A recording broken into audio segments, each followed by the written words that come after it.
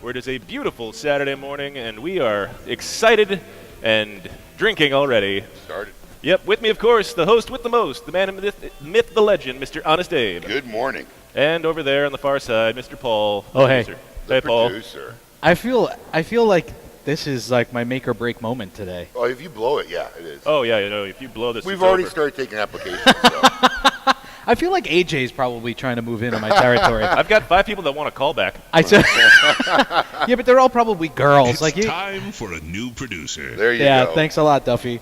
Wow, 300 episodes. Mind-boggling. Can you believe we'd ever get this far? No, Not in a million not years. for a millisecond. Well, you thought you would only get to what, 6 episodes or 13? Is that what your deal was? I was approached by Clear Channel in what, 2001? 2011.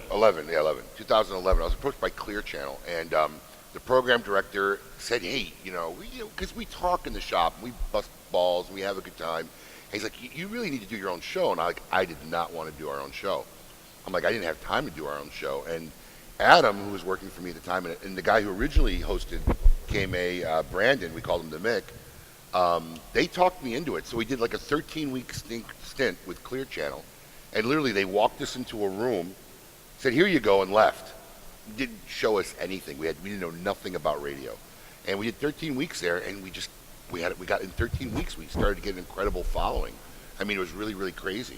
So we decided, and we realized too, it was only an hour show. We couldn't do anything in an hour. Wow. Like nothing. I mean, it was like, you just got started and the show was over. Wow. We had Carlito Fuente once, and like he started talking and the show was over. I mean, literally, we didn't get a word in, like it was over. Oh, that was the best. That was one of the best ones ever. I'm sitting across the table. We're looking at each other. We don't want to interrupt him. I'm looking at him. I'm going, did you ask him did you ask him a question? He's like, I didn't ask him a question. Yeah, we Wow. didn't want to interrupt him. We were just like new to radio, so we're like, we don't want to disrespect him by And interrupting it's him. Carlito. And how do you stop Carlito? But like he talked like for 45 minutes straight without us asking him a question. Yeah, so That's fantastic. Yeah, Is this going to happen all day, Colin? what happening? He keeps busting the Made sound up. bites. The in. sound bites, yeah. That's fantastic. So I probably won't. we ended up getting approached by another radio station that gave us a 2-hour slot we wanted, and things took off, and here we are 300 episodes later. It's so insane. It is. In fact, Coop was just telling us there's really only one other show that's on radio that's reached 300 episodes. We're and going to talk facts with him okay, later. So don't give it away. Yeah, because Okay. Coop has some. The one good thing that you can always rely on Coop with is that he's got facts, man, and he pulls them out. I don't know if he's actually. Well, unlike you, he does his work. Ha! There you Ah. Well, before we get started, I want to really give a big thank you to all the fine folks here at Cutter's Wine and Spirits. They gave us an unbelievable warm welcome last night. We got a nice crowd here watching the show, and the Jose Ortega and the My Father people are here. They're here. There they are. Yeah, they're celebrating their 6th anniversary, so it's going to be a very fun day. If you're anywhere here near Alpharetta, Georgia, Why are you not here already? why are you not here already? And we Yeah, know get we down. have a lot of listeners in Atlanta, especially with Yeah, we do. our affiliate here. Yeah, and, we do. Which you got to go see. Yeah, we stopped by our affiliate here, 920 The Answer here in Atlanta, and they were awesome. They have a cool. Do you like their station better? Oh, dude, our station's like the ghetto. They have lovely I'm not tile kidding you, man. Our floors. station. Tile floors? Yeah, Oh, I want to man, say it was dude. almost granite. Oh, I mean, It was beautiful. they had a waiting room. I mean, Wow. like the waiting room was almost bigger than our whole like studio floor. I mean, it You're was- gonna make Colin jealous. I'm telling you, seriously, when we got there, because when Paul came down from New York, Paul's like, "Oh, you guys got it made down here." You don't understand how you don't nice. understand like what ghetto like bad conditions. Radio stations are bad. Right. So he was like, "Oh, this place is awesome." Well, I mean, I've seen our Tampa affiliate. Yeah. And both of them, our Tampa and Atlanta, are both Salem broadcast. Yes, they are. So they're one of the top, like I think 3 or 4. I think they may be the largest now. Or maybe the Because they largest. bought a bunch of stations recently. Yeah. But they had a good station, and Adam there, who's a program director, ended up being a great guy. We ended up going to the Davidoff shop. It's there. right there, right? It's like right across the street from them. Okay. So we ended up having a cigar. He's a big cigar smoker, so it was very nice to finally visit our affiliate here in Atlanta after. And like, thank you, 2 years. Atlanta, for. I mean, Yeah. I think we've gotten a really warm welcome from the Yep. listeners here. Yep. So they got a very cool thing on Saturday mornings. It's like an all man cave show. It's like cigars, and then they have a beer. Yes, it's a block of programming it's like that we're part of of. 4 or 6 hours of all men stuff. So Yeah. we're part of that, so it's very cool. see, I am manly. I'm part of that. Yes, sure you are. And How for are that, them cats? yes, when you have to actually say it, Paul, you're really taking away from what Right. actually is there. Right. Yes. Whatever. Every week here, because we got a lot of great stuff to get to, so we're going to move along quickly. Every week here on KMA Talk Radio, like to give great stuff away. Our good friends over at Zycar like to give away the Zycar Caption Contest of the Week. Congratulations to Bob Langmead of Santee, California. He took home last week's prize. If you'd like to win a Zycar Volta in black, just head over to the KMA Talk Radio Facebook page and post your best caption of what looks like Abe attempting to punch me in the face. Oh, I haven't seen it this week. Yeah. That's from the trip to Milwaukee. Oh, that's when we Is did that where it was? Yeah, Yes. that was the Brew City Cigar Festival that was done by Paul Groh. What was the name of his stores? Metro Cigars. Metro Cigars in Milwaukee. Milwaukee. Yeah. And we went up and we covered his festival. We did a live show from his shop. Great times.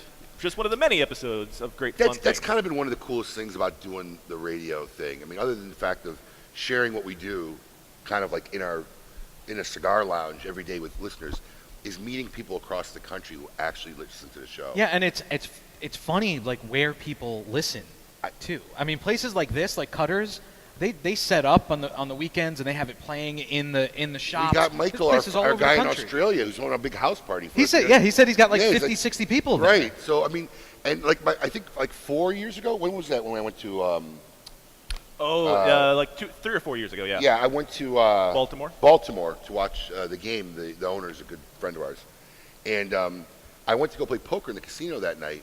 And I sat next to the dealer. I was by myself. Yeah. I was with somebody else. They stayed in the room, and the dealer started dealing, and I said something, and I'm not kidding you. The dealer stopped dealing and looked at me and said, "Are you Cigar Abe?" And I was like, yeah. He's like, "Dude, I listen to your show every Saturday," and that was like the first moment I realized. The people are actually listening. Yeah, like everywhere. I mean, it's really crazy, and now it's happened more often than not. It's really funny because we just started the Facebook Live a year ago, Right. Not even a year ago. Yeah, I barely. can't tell you how many times people said, "I recognize your voice." Right. Like my mom. Now they see you. I'm like, my mom doesn't recognize my voice. How do you recognize my voice? But they do. So our reach has gone out there. So I want to really big thanks to all our fans and listeners now for about 7 years who have, like Bob's been listening to the show since I can remember. And Oh, yeah. he's part of the community, man. Part of the he's KMA always out community, there, yeah. always chatting with us. So really big thanks because we wouldn't have a show if it wasn't for you guys. So thank you very much. If you're not listening, why are we here? Yeah, thank you very much. All right, every week here at KMA Talk Radio, I like to give away a 5-pack of Recluse cigars from our good friend Scott Weeks and the guys over at Recluse. Last week we asked you how old is too old to live with your parents. 51.5% of you said 25. So if you're 25 and still living with your parents, reevaluate your life choices. Now, I wouldn't have been shocked if you were a guy who still lived with your parents. Now, your parents are still in Michigan, though, right? Yeah. If you were in Michigan, do you think you'd still be living with them? No. Really? Yes, I absolutely. say absolutely. Yeah. too. I feel like you would. I You like wouldn't my leave. independence. They give away, huh? I like my independence. They give you the basement. Yeah. You'd have a little. Yes, you'd have there's a little. furnished basement with a full shower and See, everything exactly. in there. Exactly. But I would not be living You there. so Stop would be it. living You would be there, dude. No. You so would be living there. Absolutely not. I believe it. And he'd be the guy that would, like, the whole neighborhood would, it's just Adam, he lives in the basement. We don't hold it against Why is him. he walking the dog in a bathrobe? Right. There you go. Oh, man, I got so many stories He's- sharing a room with him. That's why I won't And do I was it. only here for a couple That's hours. the thing. You only shared a room with him for like 2 hours. Listen, I never thought in my life I would wake up in the morning to Adam in a towel. I look good in a towel. It was very Really? strange, Yeah. man. His flowing locks, his wet hair, and it was just... Stop. I'm going to Dude, vomit. it was a strange experience. Stop. Congratulations to Philip Panzarino. He took home this week's Recluse Poll of the Week. This week's poll: what was your favorite moment of our 300 episodes? Me revealing I was in a presidential motorcade. Lady M body painting. That really wasn't a 300 episode or body painting. That was a No, great it's smoke. within 300 episodes. Oh, okay. That's definitely within 300 okay, episodes. got it. 200th episode hula hooping contest. The Dummy Dialers. Wow. Or I started listening today. I wouldn't know. The Dummy Dialers is one of my favorite parts of the show. We'll talk about it later in the show. We have an exciting... how that all got started. In fact, one of my goals in the next 12 months, this year hopefully, is I want to make a compilation CD because we have a huge library Right. of all the Dummy Dialers we made over the years, whether it be people calling in or to when I started calling in manufacturers and making pranks on manufacturers in the industry. But we'll talk about that later in the show. A lot of great stuff to come. It's going to be a fun and exciting 2 hours, plus however long we decide to go after the show on the Facebook That's Live. right. Stay on the Facebook Live. We'll continue the broadcast on Facebook. Don't as go well. anywhere. It's going to be a great show. It's going to be a lot of fun right here from Cutters, Cigars, and Spirits in Alpharetta, Georgia. Keep it lit. So how old were you when you smoked your first cigar? Oh man, I was 12 years old. Wow. Yeah, and I grabbed a cigar and I snuck back into my grandfather's office. Now this is the old office, Right. The old that we use for Storage now, now. yeah. So he had an office back there, and he had a big old chair and a big wooden desk, and I sat back and Wow, you actually snuck it on premises. That's brave.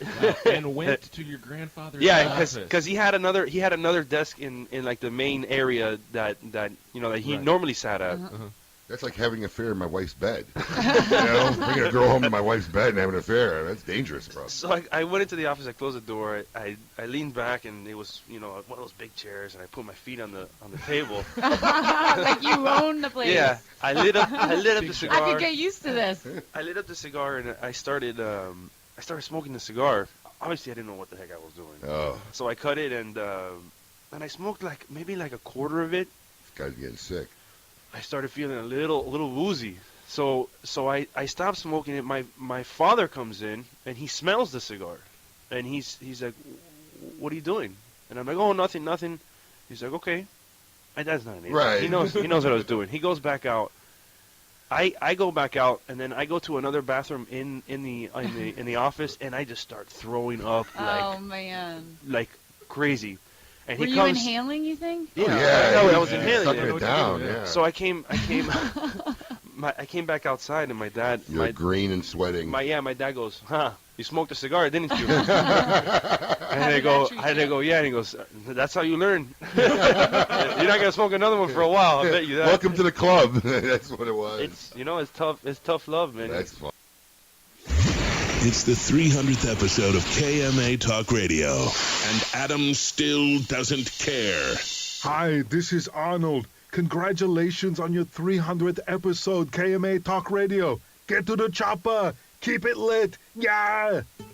Bold and complex. That is the new Romeo San Andres by Romeo Julieta. Using the very best San Andres wrapper leaf available in the market, Rafael Nadal and AJ Fernandez collaborated together to create a new standard among San Andres cigars. Medium to full-bodied. This cigar is bountiful in both flavor and aroma. Available nationally for the first time, Romeo San Andres is a cigar you do not want to miss. Make sure to get one today at your local tobacconist. Romeo San Andres by Romeo Julieta. Cigar enthusiasts, did you know your personal freedom to enjoy a fine cigar is affected by some form of smoking ban in all 50 states? Additionally, taxation on premium cigars is at its highest level in history, with some states taxing at an astronomical rate of 75%. Finally, there's a solution. CRA, Cigar Rights of America, is the first and only nonprofit public advocacy association fighting for your freedom to enjoy a fine cigar. Don't just sit there. Become part of the solution. Become a CRA member today. Membership is only $35 a year. That's less than $3 a month. And as a special bonus, CRA will send you 2 limited edition cigars as a way to say thank you for joining. Visit cigarrights.org for more information and to become a member. Quality and value are always the 2 biggest determining factors for consumers when making buying decisions. Casa Bella by Sindicato Cigars offers superior flavor, quality construction, and an affordable everyday price. Completely handmade in the Dominican Republic, these value-priced, smooth yet flavorful cigars are comprised of Dominican and Nicaraguan filler tobaccos, and they're available in natural and Maduro wrappers. Visit syndicatocigars.com to find your nearest authorized dealer of Casa Bella cigars. The Oliva family, the makers of some of the most affordable yet highest rated premium cigars available. For 7 straight years, Cigar Aficionado has rated Oliva as one of the best cigars of the year. And Oliva has a cigar for all smokers, from the newly released Gilberto Oliva Reserva to the bold and rich Oliva Serie V. Oliva cigars can be found at a tobacconist near you, so always ask for Oliva. An unbeatable value and uncompromising quality. The Oliva family of cigars. The recently released Perdomo Double-Aged 12-Year Vintage is an extremely rare blend of Perdomo's finest and most cherished 12-year-old fillers, binders, and wrappers. Bale-aged for 10 years and then barrel-aged. in bourbon barrels for an additional 2 years, these exquisite Nicaraguan tobaccos are bursting with rich, complex flavors. Offered in Connecticut, sun-grown, or Maduro, available at only 250 authorized tobacconists worldwide, the Perdomo Double Aged 12-Year Vintage is a must-have for every cigar enthusiast. Monte Cristo has set the standard once again, turning back the hands of time by utilizing a long-forgotten, unique aging process that harmonizes the flavors of the wrapper binder and filler with the use of small pilones. Monte Cristo Epic Craft Cured is an exquisite cigar you must try now. Available nationally for the first time, Monte Cristo Epic Craft Cured features a 2006 Nicaraguan Rosado Oscuro wrapper that is both beautiful and distinctive. This cigar is a masterpiece no one should miss. Make sure you get one today at your local tobacconist. Monte Cristo Epic Craft Cured. For 500 years, Nicaragua has served as a crossroads of cultures, ever since indigenous inhabitants mocked arriving Spanish conquistadors in a colorful, costumed satirical masterpiece called El Huehuense, or The Wise Man. This great dance continues today in the careful blending of Nicaragua's finest tobacco. Master blender Nicolas Melillo has worked tirelessly to create and honor the great dance of flavors in El Huehuense cigars. Visit FoundationCigars.com. 300 episodes? Congratulations, KMA Talk Radio, from your favorite comic, Jerry Seinfeld. I only had 180 episodes of my show, but I'm not jealous because mine paid better. You're listening to the 300th episode of KMA Talk Radio.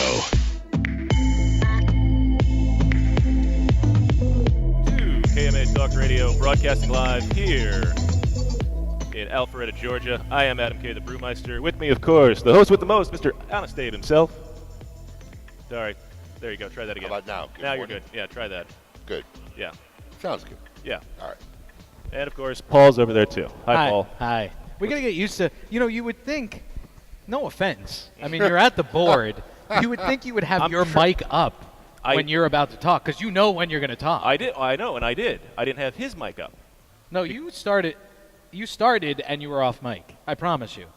No, I had to adjust a couple of knobs that you had me adjust for other things that I wasn't going back to. All right. That's what was happening. All right. I'm liking a girl sandwich right now. For people that are listening on KMA on the Facebook Live, we are experiencing some technical difficulties. We kind of keep going in and out of Wi-Fi, so we're trying to fix it right now.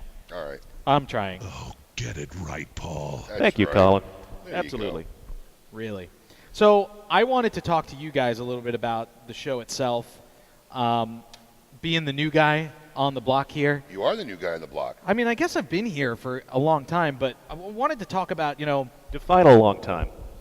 I've been here at least a year, right? Is it a year? It's over a year. Coming up on a year. No, I think it's over a year. All right. I think it's over a year. So we know how the show came about. You kind of didn't want to do it, but you did do it, and you didn't. I want to talk about guests. Yeah. Because that's such a big part of what we do here. So I know it's hard to pick a favorite, but maybe it's a guest that had a favorite moment. But who's a guest that, like, when you think about 300 episodes, who's the guest that, like, comes to mind as, wow, that was really an awesome guest?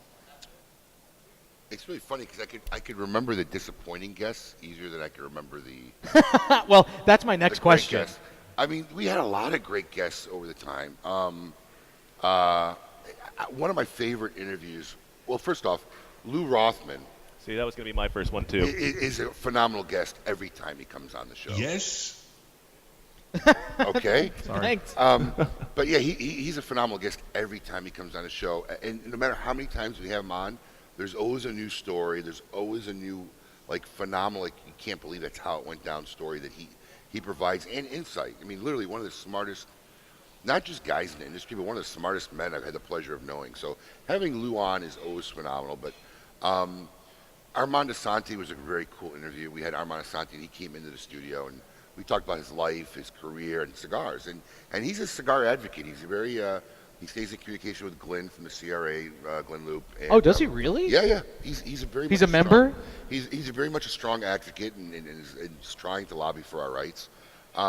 Having Mike Ditka, because I was a Chicago native, born and raised, 26 years. Having Mike Ditka on the show was an awesome experience for me. It was great. It was phenomenal.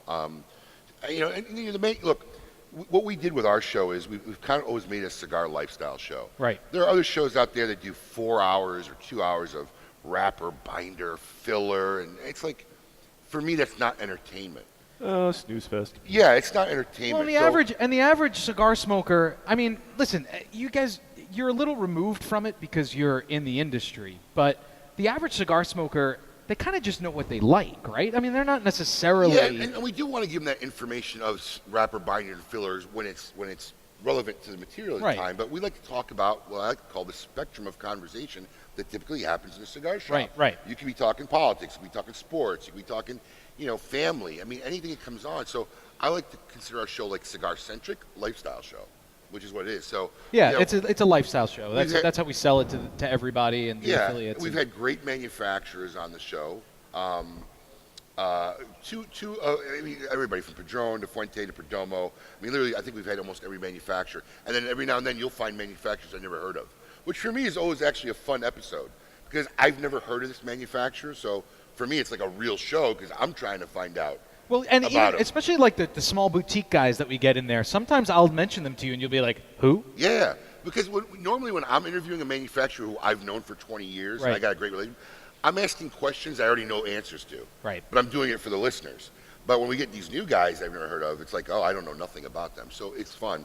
Two of the weirdest people we've had on was, one guy it wasn't you, it was our previous producer, got a guy, I think, somewhere in the Middle East. Oh, Egypt. Some author. Yeah. Who I guess he didn't vet too well. So when we got him on the air, the guy didn't speak a word of English. I mean, not one word of English. We had to literally hang up the phone on him. Oh, no. The Bitcoin guy was fun because he was ducking every question I had. You gave him a hard time. Because he wasn't answering my questions. And, I'm trying to help him explain why it's not a Ponzi scheme, why it's not a modern-day scam. And he just kept dumping, avoiding. Well, he kept talking about the blockchain. Yeah, and so I finally had to hang up on him. And I assume you're not a Bitcoin guy. My belief on the whole Bitcoin is there are going to be a group of people at the end of the day who are going to be left holding a bag. Yeah. I want to make sure I'm not one of those people. So I feel bad for anybody who you don't accept Bitcoins at the shops? Actually, I think we might have started accepting them online. We're working on it. Online, yeah. Wow. But I'm not investing in it. And one of the most disappointing interviews I had was Guillermo Leon. From La Aurora. La Aurora. One of the most historic, not people, families, not just in our industry, but in the history of the Dominican Republic. I mean, they're like the oldest cigar factory ever. Yep. Okay. They own most of the Dominican Republic. Literally, they had the rights to Philip Morris there for decades. Yep. They bought a beer distillery up in Canada, I think it was. And shipped it down. And shipped the whole distillery to Dominican. That's what made Presidente beer. I mean, they have a huge organization and group. So I'm thinking we're going to get all this awesome stories and stuff.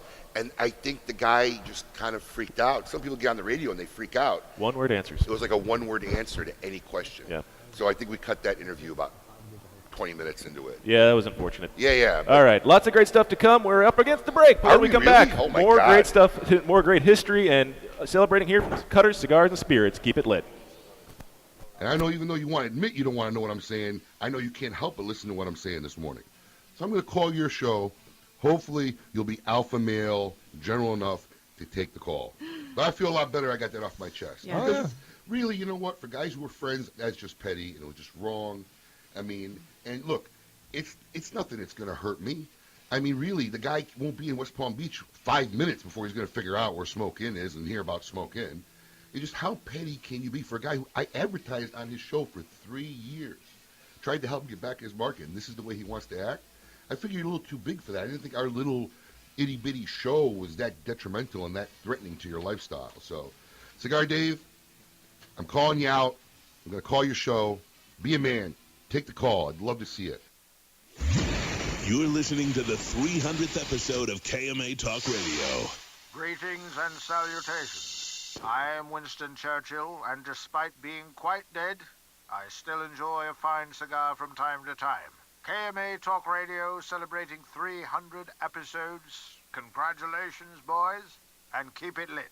Churchill out. Quality and value are always the two biggest determining factors for consumers when making buying decisions. Casa Bella by Sindicato Cigars offers superior flavor, quality construction, and an affordable everyday price. Completely handmade in the Dominican Republic, these value-priced, smooth yet flavorful cigars are comprised of Dominican and Nicaraguan filler tobaccos, and they're available in natural and Maduro wrappers. Visit syndicatocigars.com to find your nearest authorized dealer of Casa Bella cigars. If you had to pack a go bag, what would go in it?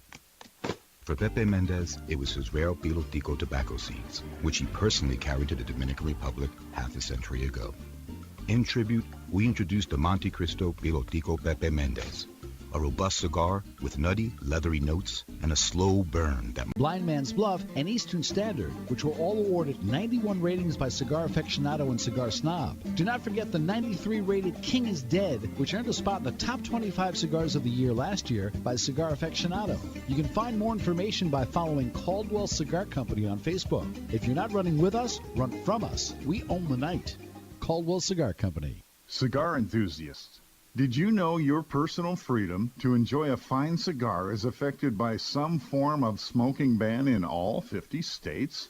Additionally, taxation on premium cigars is at its highest level in history, with some states taxing at an astronomical rate of 75%. Finally, there's a solution. CRA, Cigar Rights of America, is the first and only nonprofit public advocacy association fighting for your freedom to enjoy a fine cigar. Don't just sit there. Become part of the solution. Become a CRA member today. Membership is only $35 a year. That's less than $3 a month. And as a special bonus, CRA will send you 2 limited edition cigars as a way to say thank you for joining. Visit cigarrights.org for more information and to become a member. Joya de Nicaragua proudly announces the release of Cuatro Cinco Reserva Especial, a carefully modified recipe containing a unique and exceptional selection of barrel-aged grade A fillers and a beautiful silky shade-grown Habano wrapper. From the legendary Jalapa Valley, produced in small quantities, this exceptional medium to full body Caller who called in to wish us a very special congratulations for our 100th anniversary winner. It's one of our most loyal listeners. He called in and left a message while we're on break. Let's play that message. Hey, Dave in Tampa here. You know, the ultimate beta male. I heard that Kiss My Ash Radio is T-minus 0 hours away from the 100th show. If my math is correct, which it always is, it's happening now. I would like to extend a personal, long-winded, and long-ashed greeting and salutation, followed by the less popular long-ash salute de la Tasio. I encourage all my sergeants to tune in to Kiss My Ash Radio. Well, thanks, Dave. We appreciate that. Dave from Tampa, everybody. Dave from Tampa. Thank you very much, Dave from Tampa. That was great. You're listening to the 300th episode of KMA Talk Radio. Welcome back to the 300th episode of KMA Talk Radio, live here at Cutter Cigars and Spirits in Alpharetta, Georgia. I am Adam K. the Brewmeister. With me, of course, Mr. Honest Dave himself. Hey, I'm actually enjoying this. My father, I guess it's a lounge edition, the cigar they make. Yeah, I saw that earlier. It's actually my second one I smoked. It's a great cigar. And later on in the show, we're going to get Russ, the owner here of Cutters. Make it closer. Yeah. My head's too fat for this new headset. The microphone doesn't reach my mouth. I'll see about getting an extension. Yeah, I need to get the extra large jumbo watermelon size headsets next time. But they stretch a little bit, dude. It's like, there you go. What size hat are you? I don't know. They don't make like hats my size. Push a little bit to the left on the ear. There you go. Forward on the ear. That there work? you go. Yeah, there you go. That sounds way better. All right. Oh, I'm like licking the mic, but it's okay. Mic licking. Like we tell the guests, if it feels too close, it's supposed to be. All right. I'll talk like this for the rest of the show. How's that? That'll work. Does that work? Okay. I'm okay with it. 300 episodes. So you almost didn't want to take a job. Yeah, it was he's like the most this guy took a month to say yes to the job. Well, because a month. I'm not even exaggerating. I did a little bit of research. Right. I did a little bit of research, and I heard that you were a little bit difficult to work for. Absolutely. So all great people are. And listen, I knew that was coming. I'm a creative guy, and I like to do things my way, but you're a guy that wants to do it his way. So it was hard. But once I listened to the show a little bit, once you realized that my way is right. Well, I didn't say that. Well, listen, I want to talk more about this, but we actually have a very special caller. Oh, okay. On the line right now. All right. I don't know how well we're going to be able to speak with him, but he wants to say hello. It's a blast from the past. So, caller, are you there? Yes, hello, KMA Radio. This is Boris. Boris! It has been so long since we've gotten to speak with you. Yes, hello. How are you? We're doing great. Abe has been talking about you for such a long time, and we want to know what's going on. If you don't remember Boris, and we'll play it after this, Yeah. he's from the Dummy Dialer. He's one of our characters. We had a couple distinct characters. He had the Russian Boris. I can't remember. I did an old guy. From Louisiana. Yeah, Witty. I can't remember what it was. I did like a country guy, and I did like a stoner guy. But yeah, Boris is one of our favorite characters from Dummy Dialers. Well, so Boris, tell us what you've been up to, man. We haven't heard from you in so long. It's been a long time. I've had problems. First, I was selling bath salt and was very successful selling bath salt. But I had to move, so I found town in a state called Arkansas. It's called Moscow. But I go to Moscow, Arkansas, and it's nothing like Moscow, Russia. This guy's funny. So selling bath salt, and then I get phone call, and somebody says they need help with your American presidential elections. So I help him, and after I get deported back to Ukraine. I don't know if Now back in Ukraine with family, we start bakery from my hometown in Chernobyl. Bakery is called Yellow Cakes. Very, very successful. So where are you calling from right now? Right now in Chernobyl.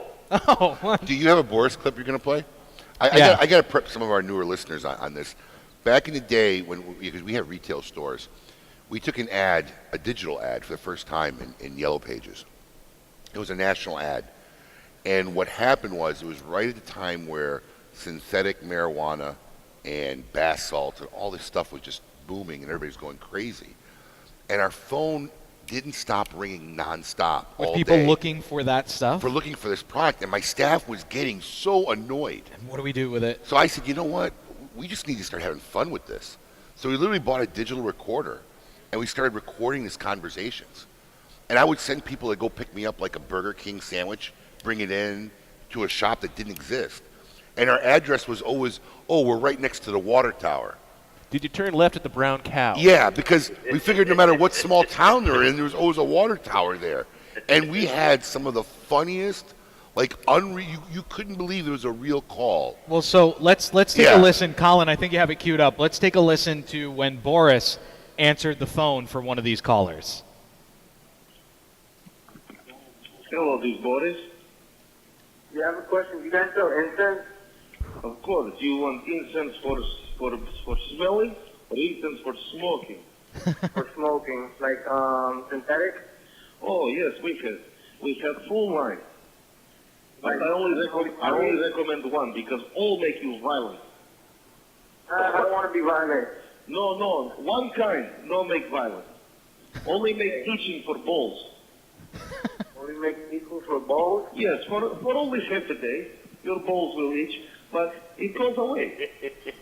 Goes away? Yes, you can also put cream. And we sell the cream for balls also. So they sell the cream for the balls too. This is for not itching. So you guys don't sell incense? We sell incense. This is the incense we sell. The smoking kind, like Maui Maui? No, it's not called Maui Wowie, but we have incense for smoking, yes. And like I say, 7 kinds we sell will make you violent, and the only kind that does not make you violent give you itchy balls, but only for half day. All right, I gotta find out more about this. I'll be there in a few. Come in, we give you sample, you try. Sample? Yeah, I give you free sample to try. Okay. Okay, we see you soon. All right. Yeah. I mean, there were really some unbelievable calls. That was a good one. So they would call your shop. They would call and they say, do you sell K2 or where? And then all the staff was trained. Like, oh yeah, 1 second. They'd put them on hold. We turn on the recorder, and then one of our characters. One of the guys would jump on. I had this one character I did called Preacher Bob. Okay.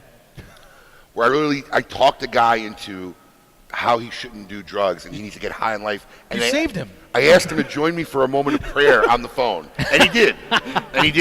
So yeah, I mean, we had really fun. I'm going to work on it this year. I'm going to compile all the videos. Yeah, we'll put them all together. the audio. Maybe we'll do something Maybe online and do a CD or something. But Boris was always one of our favorite characters. Well, Boris, thank you for Great. calling in. If you're still on the line, we really appreciate it. Thank you very much, and happy anniversary for 300th episode of KMA Radio. It sounds like you're really busy, so we'll let you go. Yes, Boris from Chernobyl, everybody. I tell you, it was really funny because after we just took off and we started like making material out of this, we went and redid our ad in the Yellow Pages, and we made it like a very hippie version. So that you would get more of those we would calls. get more of them. For all your smoking needs, dude. Yeah, for all your smoking needs, So dude. we have a couple minutes, right, Adam? Oh, of course. Okay, so Sure. So speaking of that, that's one of your favorite parts of doing the show all these years. Oh, and then when we ran out of material with those guys, I started calling manufacturers. I did some of the best pranks on Nestor Miranda. We have one with Nestor Miranda. Marvin Samuel, Nimish from Rocky Patel. I mean, we have some really great ones. Pete Johnson, I did one on Pete Johnson. Well, so speaking of your favorite parts of the show, now a lot of people see this part and they see, these guys are just sitting down having fun, smoking cigars, That's what we drinking. do. But there is work behind it. I mean, you've put a lot of man hours into building this and creating the show and the branding, and what's your least favorite part of doing all of this? Like, what's not fun? Because I think Besides talking to you. I mean, he took the words kind of out of my mouth. Preemptive jump. All right. Outside of that, You're such a people person. Honestly, no. The really thing I really don't enjoy is the guest booking, man. It's the hardest part. It's the hardest part. Getting guests to come on the show week after week after week, and then to try to not get it to be monotonous. Because the meat and potatoes of the show has always been our Meet Your Maker segment, which is cigar-centric around somebody in the cigar industry. Because it's usually people that our listeners don't. I mean, these guys go around the country and they do events, but they don't really get to really hear the real story. We're based out of South Florida, so we're very spoiled. They're always every there. Every manufacturer, like 90% of them, are in our backyard. And if they're not there, they come all the time. You're right. So, but most guys in the other parts of the country don't get that experience. So we try to bring that to them every Saturday, where, hey, here's a cigar manufacturer. We're going to talk to them, but we try to talk to them about themselves too, to get to know them as people, right? Not just the cigars they make. Which is what we talked to Scott Weeks about. It's about the people. Yep. Well, and not to mention, a lot of these guys have really interesting stories about how they got in the business, where they came from before the business, the different hurdles they've had to go through along the way. Right. Like, just a good example, Lito Gomez. That guy's got a great story about where he went, how he came, and ended up being in the cigar business. And talks about how they've made cigars before where they've had to throw out thousands of cigars because it just didn't work. That's a lot of manufacturers. But that's stuff that like regular cigar smokers you don't think about that kind of stuff. What people don't realize is when you have hundreds of rollers and there's a mistake or something's bad, by the time you catch it, so many cigars have already been made. Right. If you don't catch it like fast, like a day or two goes by, a lot of cigars. But quality control is what makes these cigars, different. Well, your reputation, Right. the reputation of your company. If you're problematic. I mean, look, Nick Perdomo, I love him. I'm very close with him. Mm-hmm. He's one of the guys who, in his career, I'll just say it outright. I mean, he went through a stage of hard quality control. Early on, he achieved great success fast. And what happens with a lot of these guys, especially when you achieve great success fast, the demand becomes too much. And then your product feels it. And early on in his days where everything he made was box pressed, the La Tradicion series, the first Perdomo Squared, it was great. And then all of a sudden, everybody was having problems with draw and plug. And, a lot of times for manufacturer, it's hard to take. You always want to blame somebody else. Right. Oh, the humidification on the retail level. But he's a guy who literally revamped everything. Stopped making a lot of those lines, didn't make any box press cigars anymore, went to round and whatever. And Is it just because he grew too fast and they... A lot of people suffer from that. In fact, Alan Rubin from Alec Bradley Cigars was on our show and gave a very heart-to-heart admitting that getting the #1 rating in Cigar Aficionado hurt his company more than it helped. Because they had to grow too fast. The demand became too much, and in the efforts to try to appease that demand, corners got cut, product didn't get made right, and it ended up causing grief for him than being something to help him out. Right. So it's tricky. It's people. a lot of people have already now been down to the third world, Honduras, Nicaragua, Dominican, and seen. But if you haven't been down there yet, to see the process of the seedling to cigar and how many people touch it and the actual hand people making it, it's amazing how a final product comes out. Which is funny because that's so accurate, because if you weigh every cigar, they're all, like literally identical in weight. They're not weighing, they're making it and they know the feel of it. That's how natural it is to them. That's insane. It's amazing. And it's funny because we talk about the FDA regulations and they want to know what's in the cigar, and you always say tobacco. That's what's in the And that's what's in the cigars. That's what's in the cigar. So what's your favorite part of doing the show? The guests. Yeah. Yeah, talking to new people. So they're your least favorite part and your favorite part. Booking them is the least favorite part. Getting them on the show. I mean, I'm going to out him right now. Jose Ortega, the worst. We've been on the phone with him, trying to talk to him. He's already committed to 2 dates. He's canceled on us. Multiple times. But we're going to nail him down today on We're live going to get you to radio come over here, Jose. before he leaves, because he's another Floridian who's a 45-minute drive live in the studio, and we can't get this guy on the air. Well, we'll talk to him because these guys are everywhere. So, yeah, I got you now. I got you now. He can't leave. Oh, yeah, I got you now. He can't leave. He can't leave. Well, we'll have him on the show. We want to talk to Russ, the owner of Yes, Cutters. yes. And we do have a mystery caller calling in, Another actually, one. next Good. segment. Good. So we want to encourage everybody to stick around. Adam, do we need to go to break? I'm Yes, we relying do. on you. Yes, we do. I was waiting for you, but then you asked him about his favorite part. Oh, yada, sorry yada, about yada, that. So we kept going. So we're going to go to break. When we come back, more great stuff from the 300th episode right here at Cutter Cigars and Spirits. Keep it lit. Child from the City of Angels, lifelong jarhead, and Fashion King, Room 101 founder, Matt Booth. Big Delicious, it is my honor. How's it been going so far? Fantastic. You were at least on the show, and most of our listeners, we didn't catch a little dump in there. For the second time we ever had to dump somebody for swearing on the air. My apologies. The first was Pete Johnson. It wasn't my fault, though. No. It wasn't my fault. But you were president. That's correct. The first was Pete Johnson. The second was Jonathan Drew. Nice. And I'm very proud of myself. I'm very proud of myself. Dave was on top of that. I had instinctive reaction. That was quick, right? Mm-hmm. I'm very proud of myself. It comes from having to yell at me all the time. Excuse me. You're listening to the 300th episode of KMA Talk Radio. Whoa, hold on. We did 300 episodes of this Hey, folks, it's your old pal Dave. KMA Talk Radio is celebrating 300 episodes. Yes, the gears slip when you get a bit older. Folks, in honor of 300 episodes of KMA Talk Radio, I'd like to say something I never got to say on my own show. Shut up, Paul! Mike Bellady has collaborated with industry legends Don Pepin Garcia, Manuel Quesada, and Ernesto Perez Carrillo to make some of the industry's most highly touted cigars. Through his company, MLB Cigars, Mike brings you 4 incredible and unique blends. Imperia, Imperia Islero, Imperia Aventador, and the David P. Ehrlich Tremont. MLB Cigars are made with the best minds in the industry. Visit us at MLBCigarVentures.com and follow us on social media. Imperia and David P. Ehrlich Cigars. Developed by legends, smoked by connoisseurs. Hi, this is Rocky Patel, and I'd like to invite you to try one of our decade cigars. This premier cigar received a 95 rating from Cigar Aficionado, one of the highest ratings ever afforded by that magazine. It's a beautiful Ecuadorian Sumatra wrapper with fillers from Nicaragua and Honduras. This cigar is medium to full-bodied, rich, complex, yet elegant and well-balanced. I promise you, you're going to love the decade. Try it. When Dominican passion, artistry, and skill combine with 114 years of family legacy, you don't just have a cigar. You have the cigar. Whether you love the mild, flavorful La Aurora 1987 Connecticut, the spicy 1962 Corojo, or the always smooth, sweet La Aurora 1903 Cameroon, you aren't just enjoying a part of history. You're lighting your own legacy, flavor, value, family. Be a part of something. Look to the lion. Smoke La Aurora. We are Dominican defined.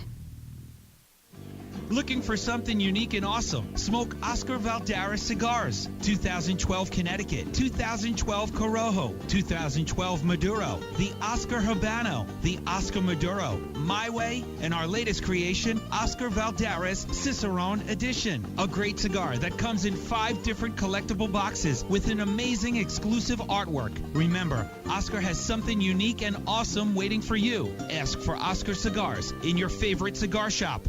Since the dawn of time, the universe has been constantly evolving. Now experience the evolution of flavor. Sindicato Cigars, available in Ecuadorian shade-grown Corojo and San Andres Marron wrappers, are beautifully crafted by master blender Arsenio Ramos.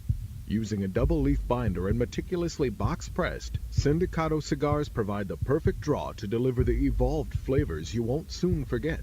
Visit syndicatocigars.com to find your nearest authorized dealer of Sindicato Cigars. To affinity and beyond. That is where Affinity Cigars will take you. These mild to medium cigars use only the finest select high-grade Ecuadorian Connecticut tobacco, creating a cigar that delivers a smooth, rich, creamy smoke with the gentleness of a mother's touch. Affinity Cigars have become America's go-to cigar for that flavorful yet unintimidating smoking experience. Visit syndicatocigars.com to find your nearest authorized dealer. Insurance companies have a very unique business model that the general public doesn't understand.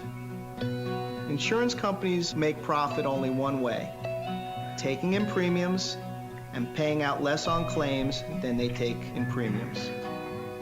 In doing this, they oftentimes deny legitimate people with viable claims fair compensation. We know accidents happen. They happen every day. The good thing about insurance is it helps people do the right thing when they've caused accidents.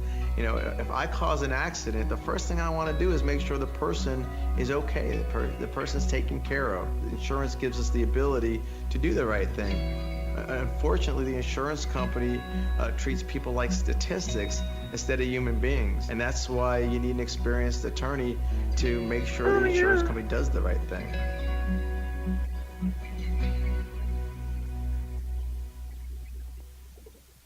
Greetings, this is Rush Limbaugh, and I want to say congratulations to the folks at KMA Talk Radio on 300 episodes. Folks, this is a big deal. 300 episodes, all in pursuit of life, liberty, and fine cigars. Here's to 300 episodes, and here's to 300 more. You're listening to the 300th episode of KMA Talk Radio. Welcome back to KMA Talk Radio, broadcasting live in Palm. Wow, that was bad. That's all right. The feed said Palm Beach Gardens, too, for a little bit when we had to restart. Good job, Paul. Anyway, we are here in Alpharetta, Georgia at Cutter's Cigars and Spirits, broadcasting live in front of a studio audience of people imbibing on fine cocktails made by the lovely Christine. And there are actually people here. Can we hear you guys? Yes. Nice. There's a nice crowd here. Nice crowd. This is an awesome place. And I want to stress on the fine folks at Cutter's Wine and Spirits, because I'm going to tell you something. Every time I come to the South, whether it's Tennessee, I love how nice everybody is. Thank you. Just so not used to it in Florida. It's actually very true. Everyone says hello, good morning. We were at a Everybody's hotel. so polite. Yeah, everybody was man. saying good morning. Let me tell you something. I came to my family. We like to go to Tennessee a lot. We get a log cabin. The kids love it, and we were in a Cracker Barrel one morning for breakfast. And I got 4 kids, and they're all pretty outgoing kids, you know. So we were walking. We're eating, and an old couple's walking out. This is a Cracker Barrel in Tennessee. We don't know nobody. And the guy stops and puts his hand on my shoulder and says, "I've been watching you and your family, and I just want to tell you, sir, you are a blessed man. And I feel honored today that I got to meet a blessed man." Look, I'm getting goosebumps telling you this story. I am. I mean, I'm just telling you. That's the your people kids at are South. really well behaved, too. No, but who stops and expresses that? You know what I mean? That's like, it's amazing. If I retire one day, I want to retire somewhere in the South. I don't care. It's so funny we saying the South because we're the north of the South, right? What do you mean? Oh, I can hear somebody out. Well, hold on. We have a mystery caller on the air right now. What it is? Okay. Yeah. So I didn't mean to cut you off. It's all right. And we can hear him giggling. All So right. our mystery caller, we're gonna start with Adam asking you a question, but before we do that, there is quite a bit of a delay. It's like we're on CNN right now. So it's Oh, good. I love being on CNN. Yeah. So we want you to just say hello and just say hi to everybody. Where so is we he can hear calling your from? The voice. United Arab Emirates? Well, why don't you tell us where you're calling from and say hello, mystery guest. What up, KMA Talk Radio? I'm calling from the great United States of America. All right, mystery guest, have you ever been punched by the Hebrew hammer? Oh, that laugh kind of gives it away. Maybe. Oh, wow. Any other questions to find out who it yes. is? Yes. Have you attempted to eat live Madagascar hissing cockroaches while on the air? Whoa, like, I'm pretty sure I got some of them down. No, I don't think you made any of them down. Yeah. In fact, I have it on video where you were spitting them out. So I guess the cat's out of the bag. Your former producer, Wow. John Barron, is on the phone John, right now. what's up, John? Hi, John. What's going on, gentlemen? How's it going? John? Good, man. Congrats on episode number 300. Thank That's you, awesome. sir. Thank you, sir. You were part of the process. You helped us get us along the way. John was our first producer Was ever. John, you were what? When did you leave? How many episodes did you do with KMA? You did at least 100 episodes, right? Yeah, I think I was there Couple for years. the 100th episode. I left around maybe like 220, 230, something like that. You was there a couple of years. So maybe, yeah, maybe 200. So most of this, any credit that I get for putting anything together is really just your work that I'm just piggybacking on. Like everything else in your life. No. Somebody else's work that you're piggybacking on. Very true. John, thanks for calling, buddy. Good to hear from you. Keep up the good work. I'm sure we'll talk soon. You got it, guys. Thanks, John. John Barron, All right, everybody. guys, love you. Bye. John was such a good sport. We had a segment called Punish the Producer. And Which was his idea. Oh, yeah. He was a masochist. He took a full-thrown punch in the gut from a professional boxer. Oh, yeah. We had a dominatrix paddleboard him live on the air. That was a fun day. I might be into that. Yeah, he hissing cockroaches. I mean, what else? We did electro trivia. Yeah. Electroshocked him whenever he got the trivia answer wrong. It's amazing the things, if you look at It the was arc of the literally way one of the our show has funniest come. segments. I wanted to have him put his hand in a bowl of piranhas to try to get some live meat out of it. And I actually Googled, like, buying piranhas online, but It's against the law, right? No, Lady M was, like, strictly like, I won't do the show if you do that. Yeah. What a classy lady. Yeah, she wouldn't let me do Well, that. speaking of which, we're actually All right. going to hear from her, too. We will very soon, but there's a lot more to come. We are up on a break. More when we come back. Dang commercials. Keep it lit. Adam, did you think you were drunk last night or no? Probably. Oh, you did? Last night he did. This morning he doesn't. When he went into the restroom and I saw him having a hard time open the door. That's when Listen to me. I realized I couldn't let him go No, yet. you don't need a restroom. You don't need a breathalyzer. You don't need the only thing you need to know is the second he starts smiling like a human being, you know he's drunk.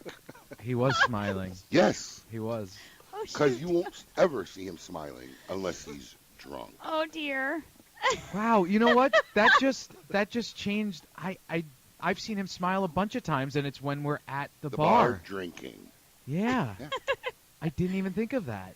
You think I make this stuff up?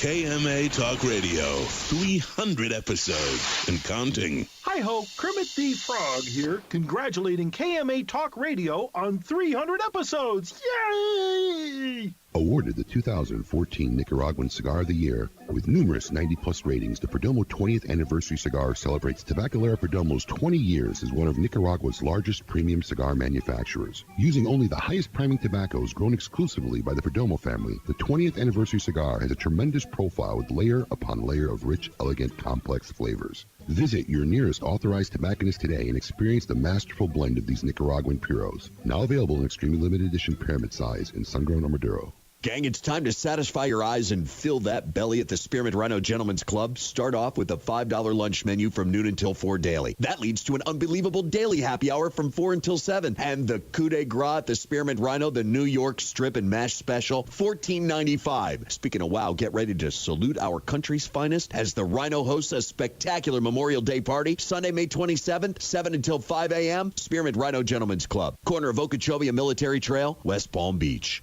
WSVU North Palm Beach, W240CI North Palm Beach, W295BJ Jupiter, W223CJ West Palm Beach.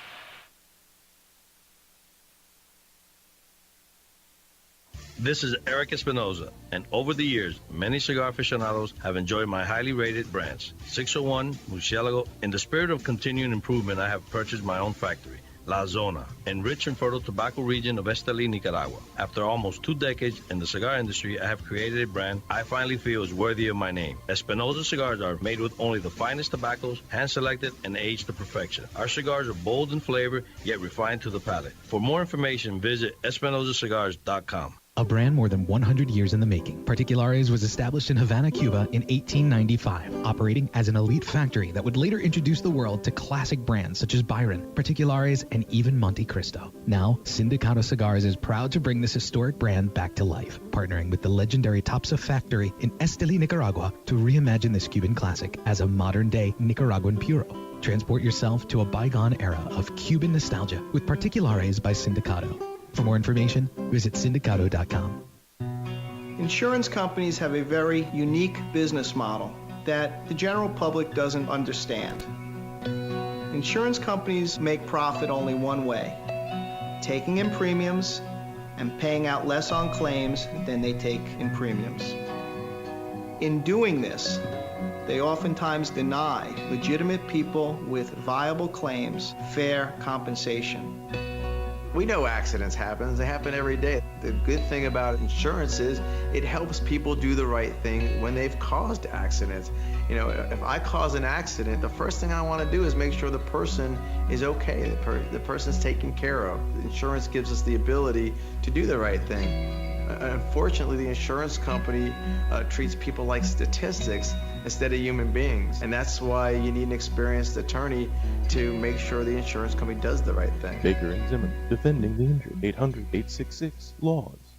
Quality and value are always the two biggest determining factors for consumers when making buying decisions. Casa Bella by Sindicato Cigars offers superior flavor, quality construction, and an affordable everyday price. Completely handmade in the Dominican Republic, these value-priced, smooth yet flavorful cigars are comprised of Dominican and Nicaraguan filler tobaccos, and they're available in natural and Maduro wrappers. Visit sindicatocigars.com to find your nearest authorized dealer of Casa Bella cigars.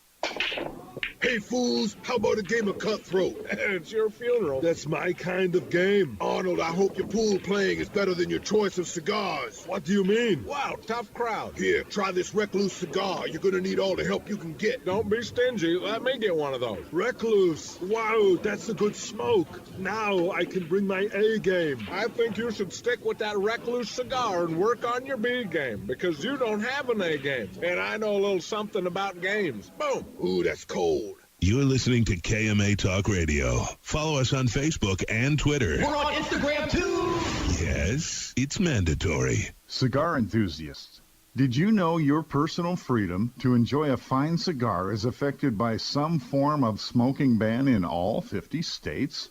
Additionally, taxation on premium cigars is at its highest level in history, with some states taxing at an astronomical rate of 75%. Finally, there's a solution. CRA, Cigar Rights of America, is the first and only nonprofit public advocacy association fighting for your freedom to enjoy a fine cigar. Don't just sit there. Become part of the solution. Become a CRA member today. Membership is only $35 a year. That's less than $3 a month. And as a special bonus, CRA will send you 2 limited edition cigars as a way to say thank you for joining. Visit cigarrights.org for more information and to become a member.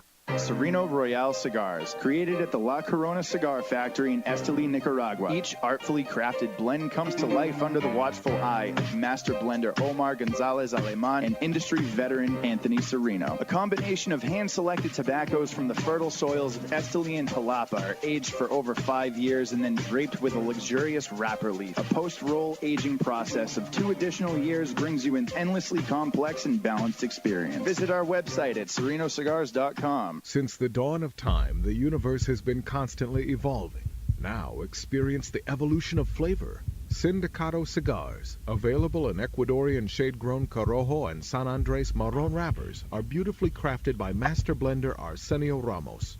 Using a double-leaf binder and meticulously box-pressed, Sindicato Cigars provide the perfect draw to deliver the evolved flavors you won't soon forget. Visit sindicatocigars.com to find your nearest authorized dealer of Sindicato Cigars. When Dominican passion, artistry, and skill combine with 114 years of family legacy, you don't just have a cigar. You have the cigar. Whether you love the mild, flavorful La Aurora 1987 Connecticut, the spicy 1962 Corojo, or the always smooth, sweet La Aurora 1903 Cameroon, you aren't just enjoying a part of history. You're lighting your own legacy, flavor, value, family. Be a part of something. Look to the lion. Smoke La Aurora. We are Dominican defined. Congratulations, champ, on winning your exhibition fight. What are you going to do to celebrate? I'm going to smoke one of these amazing Leaf by Oscar cigars. You mean Leaf by Oscar? That's what I said, Leaf by Oscar. It's called Leaf by Oscar, and yes, they are amazing cigars. See, now you're making me mad. I just want to enjoy my Leaf by Oscar cigar, but you're making fun of me. It's called Leaf by Oscar. That's 2 knockouts. Now I get to smoke 2 Leaf by Oscar cigars. That's Leaf by Oscar. You're listening to KMA Talk Radio's 300th episode, live from Cutter's Cigars and Spirits in Alpharetta, Georgia, with your hosts, Honest Abe and Adam K., the Brewmeister. Hi, this is President Donald J. Trump. On behalf of myself and Melania, I want to congratulate KMA Talk Radio on 300 amazing episodes. 300 amazing, very big, beautiful episodes. 300. It's a very big number. Congratulations, everyone, and keep it lit.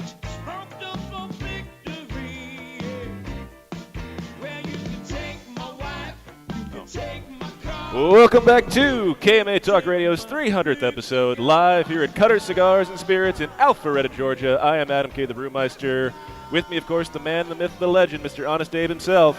Hey, good morning, and thanks to everybody who showed up today here at Cutter's to celebrate our 300th episode and their 6th anniversary. The crowd keeps growing. There's more and more people here. I tell you what, when you do 300 episodes, a lot goes through your head on who you need to give thanks to. And there's been a lot of people along the way that I do need to give thanks to. I need to give thanks to the Greek over at Clear Channel in West Palm Beach, Florida, WZZR. Yep. Who originally talked me into starting this show, even though I didn't want to do it. I'd like to give big thanks to Joe Ranieri, who is the morning host of the Cup of Joe show and then went on to WRMF, one of the biggest morning shows in South Florida, who basically took us under our wing and was the first guy to start training us to actually how to do radio. And also did one of the first intros that we used for many, many years. Yes. Also. And speaking of intros, I'd like to also thank Rick Girardi, and I think his band's called, the Blues Dragon? Blues Dragon, yes. Blues Dragon, who the intro song that you hear to our show is actually an original song that his band did. And basically said, he came to me and said, look, would you like to use our song as your intro? So cool. So, and that's actually a live song, an original song that they wrote that we use for our intro. And what's awesome about that song, actually, I heard them at the 20th anniversary of your shops. Yes. They played it live. Yes. And it sounds, the cool recording is great. Perform, and it's really awesome. He's really into it. Great people, because before that, our theme song before that was Buffalo Soldier, Soldier for years. But now you have your own theme song. Yeah, so we have our own theme song. So a lot of people along the way have been awesome and helped us get better and improve our shows. And even to Joe Cacciatore, as I like to call him, even though it's not Cacciatore, but it's some Italian name that sounds very close to Cacciatore. Joe Cacciatore of JVC Broadcasting and Matt Goldapper of VCMG Live, when they first took over CB Radio where we were at. Oh, you're talking about John Caracciolo. Oh, John Caracciolo. Did I call him Joe Cacciatore? Sorry. Yeah. John Caracciolo. From JVC. From JVC. And Matt Goldapper from VCMG. They really, John was a cigar smoker, so when he heard about our show, he got all excited, and they helped us get up into Long Island. He's the reason why we're on Long Island, which is one of the biggest markets that we're in. And a couple other things, and helped us get to the next level. Yeah. And so a lot of people along the way have been very, very supportive. So speaking of people along the way, we had John Barron. We have another very special caller who was supposed to be here, and last minute she was unable to be here, but she's on the phone now. Ladies and gentlemen, the lovely Lady M is on the line. M, you there? Hi, guys. I'm here. Oh, Lady M, how are you? Oh, my goodness. I'd be better if I was up there with you guys. We wish you were here. When I first came up with the idea of the show, I thought it was very important to try to incorporate a female aspect of the show. I was a big Howard Stern fan. I always thought Robin Givens bought a big Quivers. Quivers. Everybody always mixes them up. Quivers. Robin Quivers. Quivers. The Queen. I would get them confused in Right? a lineup. I can't believe I said that, but Quivers. She brought an awesome, different perspective to the show. So Emily worked for us, and I tried talking her into doing the show. I said, It took a while, right? We'll make you a character. We'll call you Lady M. And she's like, no, and she didn't want to do it. And I had to convince her to do it. And then I wasn't. Go ahead. No, I wasn't comfortable. I had no radio experience or anything. I mean, Abe, you came to me and proposed the position, and I was like, you basically were like, you just do it. It'll be great. I don't even know that I had a choice. I did. I basically forced her to do it. And then she was so, nervous the first couple episodes that we decided to start a segment called The Drink of the Week. To get her loose? Yes. Gotta get her drunk to get her. She made a loosen cocktail up. of the week, and we would make her start drinking it at the beginning of the show every week, and then she just became a natural and part of the show and developed her own fan base. At that time, the show was starting at 9 a.m. So Saturday morning, I had to have a cocktail at 8:30 to get me going for a 9 o'clock show, and that was fun for a while. Really started affecting my life. So listen, we got a really bad connection here, but while I got you on, what was your most memorable or favorite time of being on KMA? Oh goodness! Why didn't you prep me for this question? Oh. Well, off the top of your head. I have to say, oh goodness, the trip to Chicago for Really? our 200th episode. Really? One of my favorite trip, especially that has to do with you, was when we went up to DC. The Puff, the Little Puff. Washington, D.C. That's video documented. I mean, we started drinking literally Bloody Marys at 8 in the morning. Is that the White House? We were drunk by 8:30, and we were on the plane making videos. We were making fun of Adam. Yeah. In fact, it was on that flight. I'm not kidding, guys. It was on that flight. We had 3 children at the time. And for those of you who don't know, Emily, before she started working for me, was my nanny. Right. So she basically helped raise my first 2 kids. And then she graduated college, and we gave her a job, and she got involved with us in the business. But she said how much she missed him, and it was her instigation that caused us to have a 4th kid. And you had your boy. On the plane. She said, you guys got to have one more kid. And I was drunk. And she's talking me into it. And, then you called your wife, No, right? I texted her. I'm like, that's a great idea. So I texted my wife at 9 a.m. Hey, are you up, honey? She's like, yeah. I'm like, hey, I was just thinking, do you want to have another kid? And I see the dots blaring, and all my wife says is, are you drunk? I'm like, yeah, I am. Obviously. Yeah. But do you want to have another kid? And I see the dots blaring again. She's like, yeah. So I started texting her back. I said, are you drunk? And that was that whole trip. And it was so funny from being wasted to Emily passing out on the floor of a cab to waking up fully clothed. I had to carry her to her room, to thinking the Capitol building, talking to everybody all night. There's a party that Draper's, one of the oldest tobacco shops in Washington, D.C., does every year. It's called the Little Puff. Oh, my goodness. And it's on a rooftop, and all night she's talking to people how cool the White House is. And it was the Capitol building. I had to finally inform her. I said, that's not the White House. So that was one of my favorite trips. It was also a very historical learning trip. Yeah, obviously. We actually got a private tour by somebody who knew somebody of the Washington Monument. Oh, that's cool. At 11 o'clock at night. I don't think you can go up in it now. They took us up to the top. It was very, very cool. Well, that was one of my favorite. Em, thank you so much for calling. We love you, Em. We hope you feel better, and we will have you on the show soon when you're up and ready to go. All right, thanks, guys. Congratulations on 300 episodes. I love you all. Thanks, babe. So we also have somebody who's been a staple on the show for quite some time now, and he's very familiar with the industry. The industry knows him. Coop is here with us. William Cooper himself. Coop, how's it going, man? Hey, good Holy morning, cow. guys. And 300 episodes, what an achievement. Thank you, sir. Well, so we were chatting before, and you said that really in the broadcast world, there's only one other show and possibly 4 others in the podcast realm that have gotten to 300 episodes. So who are those? Where do we stand? Where are you at? 54 Of podcasts. Podcast. He's right, because you started podcasts. Well, I was right. on another podcast, which is, and I left that. Right, okay. So, which is approaching 300. I just feel like it's been so much more. Yeah, but I was with that other podcast Right. for quite a while. So tell us, who are the other ones that are in this? That what company are we joining? Okay, so we got to remember we're going to separate terrestrial radio from podcast, and there's a difference, and they're not that one's better than the other, but terrestrial radio, as I've learned, is a whole different animal. Look at the proper verbiage he uses, terrestrial radio. It's a Howard Stern fan. He knows how to talk. The new media. Such a professional. But actually, just had him on. Who's the guy who's ahead of you? Who's the other guy in the terrestrial radio world? We had him on? What? Dave, yeah. Dave from Tampa. He called in to thank us. It's Dave from Tampa. Thank you, Dave from Tampa. Listen, for those of you who haven't followed the show for years, part of this show got created because of a little problem I had with Cigar Dave. It's not that big of a deal now, like 7 years later, but he really upset me, and that's kind of when I started taking this show seriously. So that's when we started getting into new markets and Yeah. taking it from a small show to... But I remember he used to go to Great Smoke. Oh, yeah. He got petty because we had started a show, and I actually outed him on the air. That's why I couldn't believe he played that clip. Yeah. I actually outed him on the air and said, I want to call and discuss it with you. Obviously he wouldn't take my call. He's never brought it up since. But I bet you he's listening right now.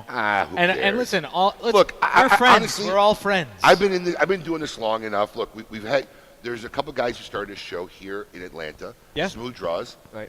Doc and Gary, and unfortunately Doc, he passed away. Yeah, just recently. Yes. But they were fans of our show before they started here in Atlanta. And I'm a proponent for anything that perpetuates a cigar lifestyle. Yeah. Right. We are a small and endangered species in this country, the cigar smokers. So, anything that helps perpetuate that cigar lifestyle is a positive. Right. Absolutely. And it's going to be a lot more. We're going to hit the news, see what's going on, and talk more with Coop about a lot of great stuff when we come back. Keep it lit. Good morning. This is the hangover edition. That is true. How's it going this morning, Marvin? You feeling better? He was a little rough this morning. You guys, I'm really, really upset right now. Like, you guys knew I was going to be on the air today, and last night you beat me to hell. We abused him. You're listening to the 300th episode of KMA Talk Radio. Whoa, hold on. We did 300 episodes of this Hey, it's John Madden, and I'd like to congratulate KMA Talk Radio on 300 episodes. When I get done cooking and eating a turducken, I like to kick back with a nice cigar. Hey, f*** the FDA. Boom. Bold and complex. That is the new Romeo San Andres by Romeo Julieta. Using the very best San Andres wrapper leaf available in the market, Rafael Nadal and AJ Fernandez collaborated together to create a new standard among San Andres cigars. Medium to full-bodied, this cigar is bountiful in both flavor and aroma. Available nationally for the first time, Romeo San Andres is a cigar you do not want to miss. Make sure to get one today at your local tobacconist. Romeo San Andres by Romeo Julieta. Make your next bold journey an epic one. When it comes to cigars, only one brand delivers intense, unforgettable experiences: Camacho. In continuing this fearless tradition, Camacho brings you the newest addition to its arsenal of badass, the new Camacho BXP. Intense, box-pressed, and crafted with rugged American broadleaf fillers from Pennsylvania. Available in Connecticut, Corojo, and Ecuador. Outfit your next bold journey with the new Camacho BXP. Sereno Royale Cigars, created at the La Corona Cigar Factory in Esteli, Nicaragua. Each artfully crafted blend comes to life under the watchful eye of master blender Omar Gonzalez Aleman and industry veteran Anthony Sereno. A combination of hand-selected tobaccos from the fertile soils of Esteli and Jalapa are aged for over 5 years and then draped with a luxurious wrapper leaf. A post-roll aging process of 2 additional years brings you an endlessly complex and balanced experience. Visit our website at serenocigars.com. To affinity and beyond.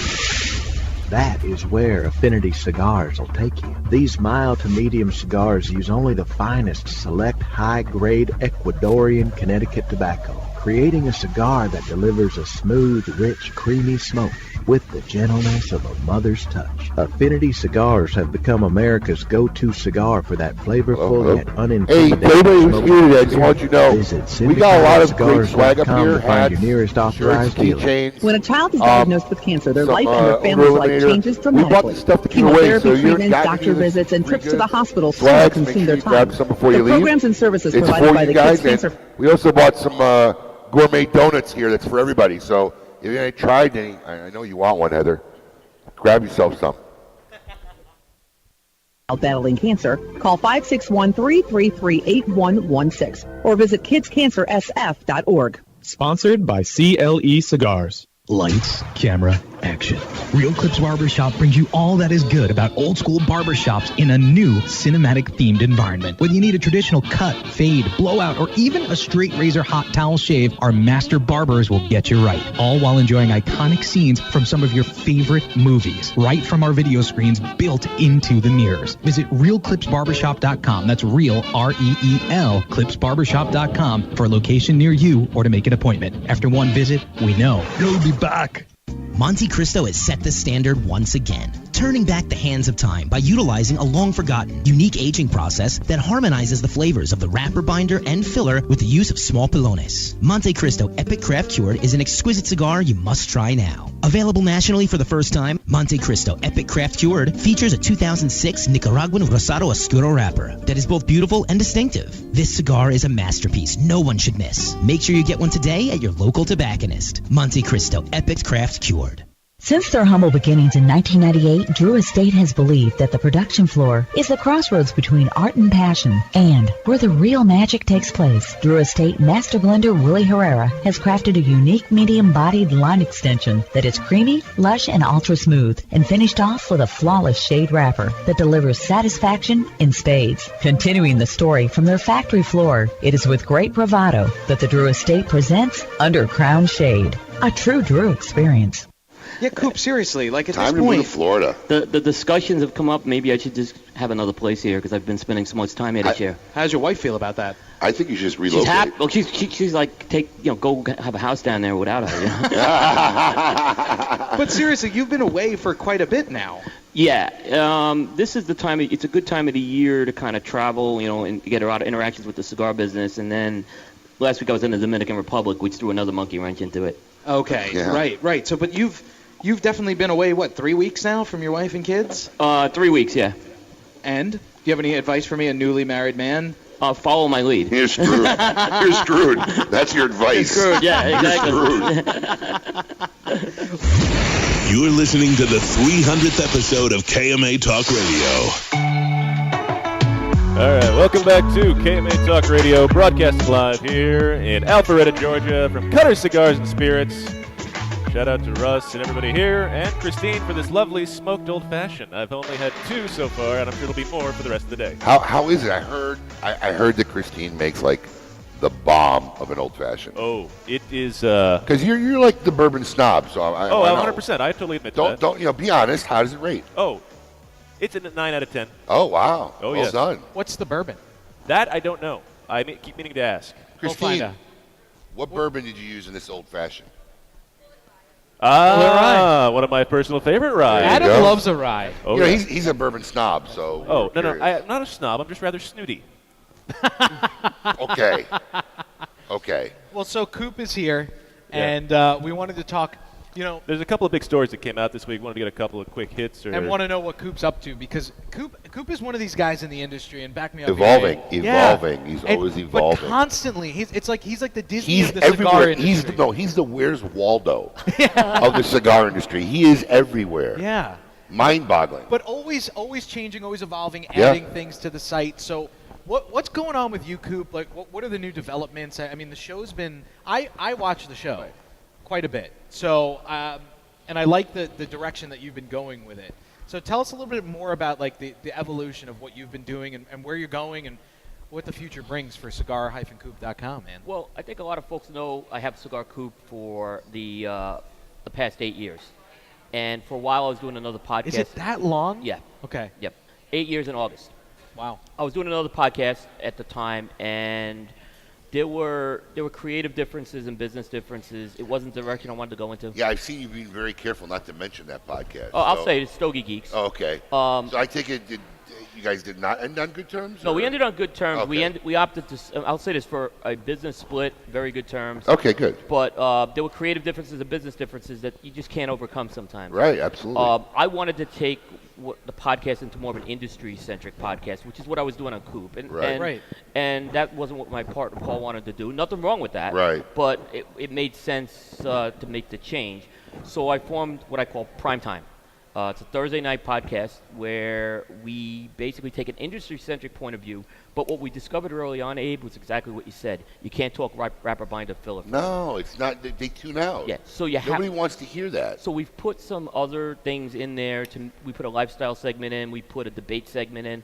We had a couple of the guys from Protocol Cigars make Old Fashioned last week. I saw that. We were trying to get them on the air, but they're. And he uses Bullet Rye, which was very Nobody interesting. returns your calls, dude. No, I'll but get them on the air. you know what? Those guys are hardworking guys because they're both cops, right? Right, they're cops. In New York City and Jersey, and they also run the company, which is like booming right now. They do, and they're based in the Northeast. Right. So trying to get them down to us is difficult, Right. but I've talked to them a little bit. But Coop's going to make it happen. Listen, he should just be the booker. It's hard booking. I mean, I'll tell you this. Would you like a producer job? No. It's up for grabs after this episode. I needed. I could have maybe a few months ago. Right. We missed our the window. boat. What? We We missed missed our the window, boat. yeah. But on top of that, what happened is the Thursday show really picked up, and we were getting an overload, and there were other things we wanted to do. So that's where the Tuesday show, which is called Special Edition, formed, which is more of a news magazine-y type of show. We've been able to offset some guests onto that and do some in-depth discussion topics that are really. So did you broadcast? You broadcast from here last night, right? Or no? I didn't do. I'm doing it today. Oh, today. Today Okay. we're doing it. Yeah, after you guys. Get on the board, Paul. Right. Come on. Sorry. Right, which we'll see what happens. That's going to be a lot of fun. I mean, Russ is a longtime friend. He's had me out here several times, and I'll come out here as long as he wants. Well, it's funny because a lot of the industry guys that we talked to, including you, when we mentioned we were coming to Cutters, everybody knows this place. Everybody had great things to say. Yeah, and they Everybody. love the place. Yeah, Everybody. and when Russ gets on, I know he'll talk about the vision he had, and it's absolutely true. I mean, so I won't steal Russ's thunder on that. Oh, no, and we're going to talk to Russ next when we come back right here on KMA Talk Radio, broadcasting live in Alpharetta, Georgia. Dang commercials. It's been a very fast 300th episode. Really? And I think I need another cocktail. I think it's time for that. I'm on number Till then, 3. keep it lit. Or 4. There have been like some people that I'm buddies with in the cigar industry that I've been known to do their impressions of. Can we have like a Rocky Patel, Nick Perdomo debate on whose cigar is better? Let me tell you something, Abe. There's many different blends I work on all the time. Beside the normal blend I have that's 8 years, 10 years, 12 years, 2010 year aged tobacco. Then I have summer blend, winter blend, spring blend, summer night blend. Let me tell you something. I'm going to tell you something about this man, Rocky Patel. He doesn't understand. There's champagne of cigars. That's mine. Purdue champagne. Let me tell you how I drink champagne. I take a few of my champagne cigars, okay? I put it in a Vitamix, okay? And I turn it on, and I grind it up real good, and I drink it. Right? That's what champagne tastes like. You never tried a cigar until you put it in a Vitamix. My champagne Perdomo. Listen, I am going to do many different blends. I have A blend, B blend, C, D, G, H, I, J, K blend, LMNOP blend, QRS blend, COP blend, WX blend, YN blend. Now I know my blend. Next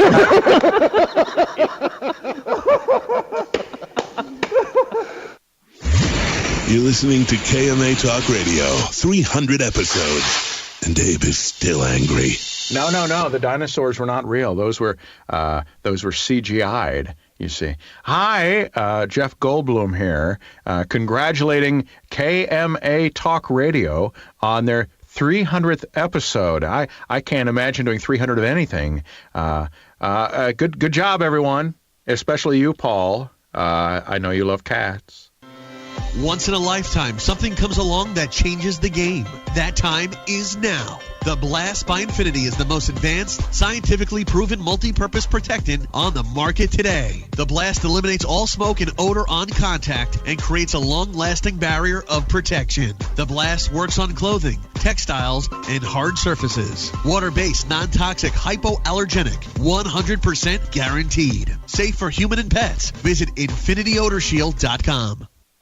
Nestor Miranda has always believed it's not just cigars, it's a lifestyle. And the Nestor Miranda collection is handmade at My Father Cigars in Esteli, Nicaragua for your lifestyle.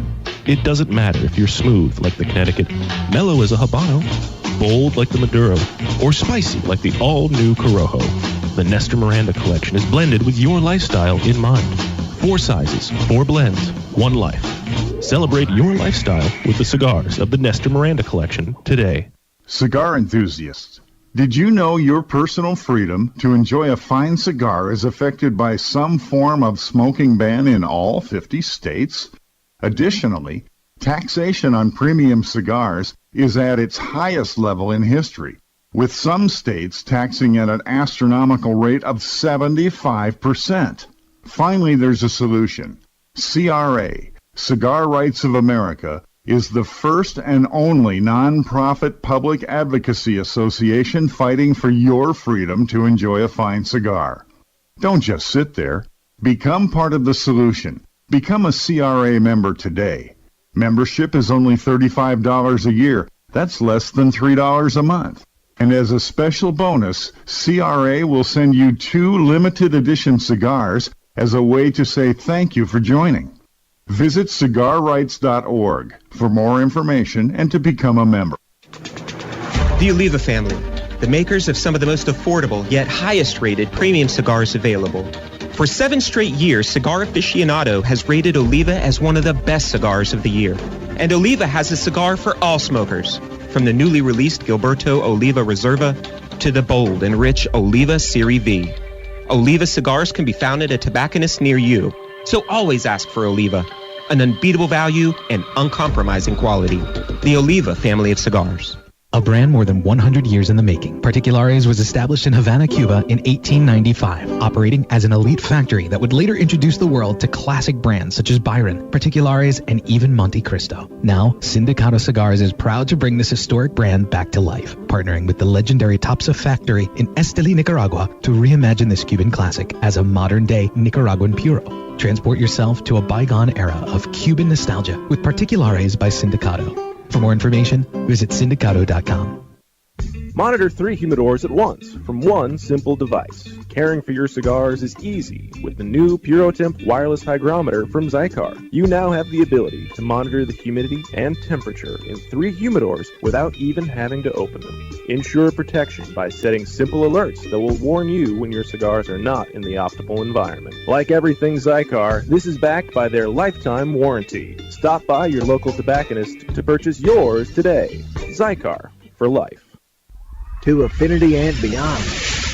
That is where Affinity Cigars will take you. These mild to medium cigars use only the finest select high-grade Ecuadorian Connecticut tobacco, creating a cigar that delivers a smooth, rich, creamy smoke with the gentleness of a mother's touch. Affinity Cigars have become America's go-to cigar for that flavorful yet unintimidating smoking experience. Visit SindicatoCigars.com to find your nearest authorized dealer. The first good morning. I remember it like it was yesterday. That glorious day Abe, Adam, and Lady M saddled up to the mic. From that moment on, Radio Magic was born. Now, 100 episodes removed from the first, Abe has become a radio phenom. Adam has taken his wit and knowledge of cigars to new heights. And Lady M is still here. As Abe says, get busy listening to Kiss My Ash Radio, or get busy dying. You're listening to the 300th episode of KMA Talk Radio. Welcome back to KMA Talk Radio, broadcasting live here in Alpharetta, Georgia at Cutter Cigars and Spirits. I am Adam K. the Brewmeister. With me, the host with the most, Honest Abe. I tell you, it's been cool to listen to all these old clips and interviews that we've done over the years. It was fun listening to them. I have to say, before I started working here, I listened quite a bit to them, but it was cool looking for them and finding them. And I'd forgotten we'd even done some of this stuff. Yeah. I mean, it's wild. Well, it has been 7 years.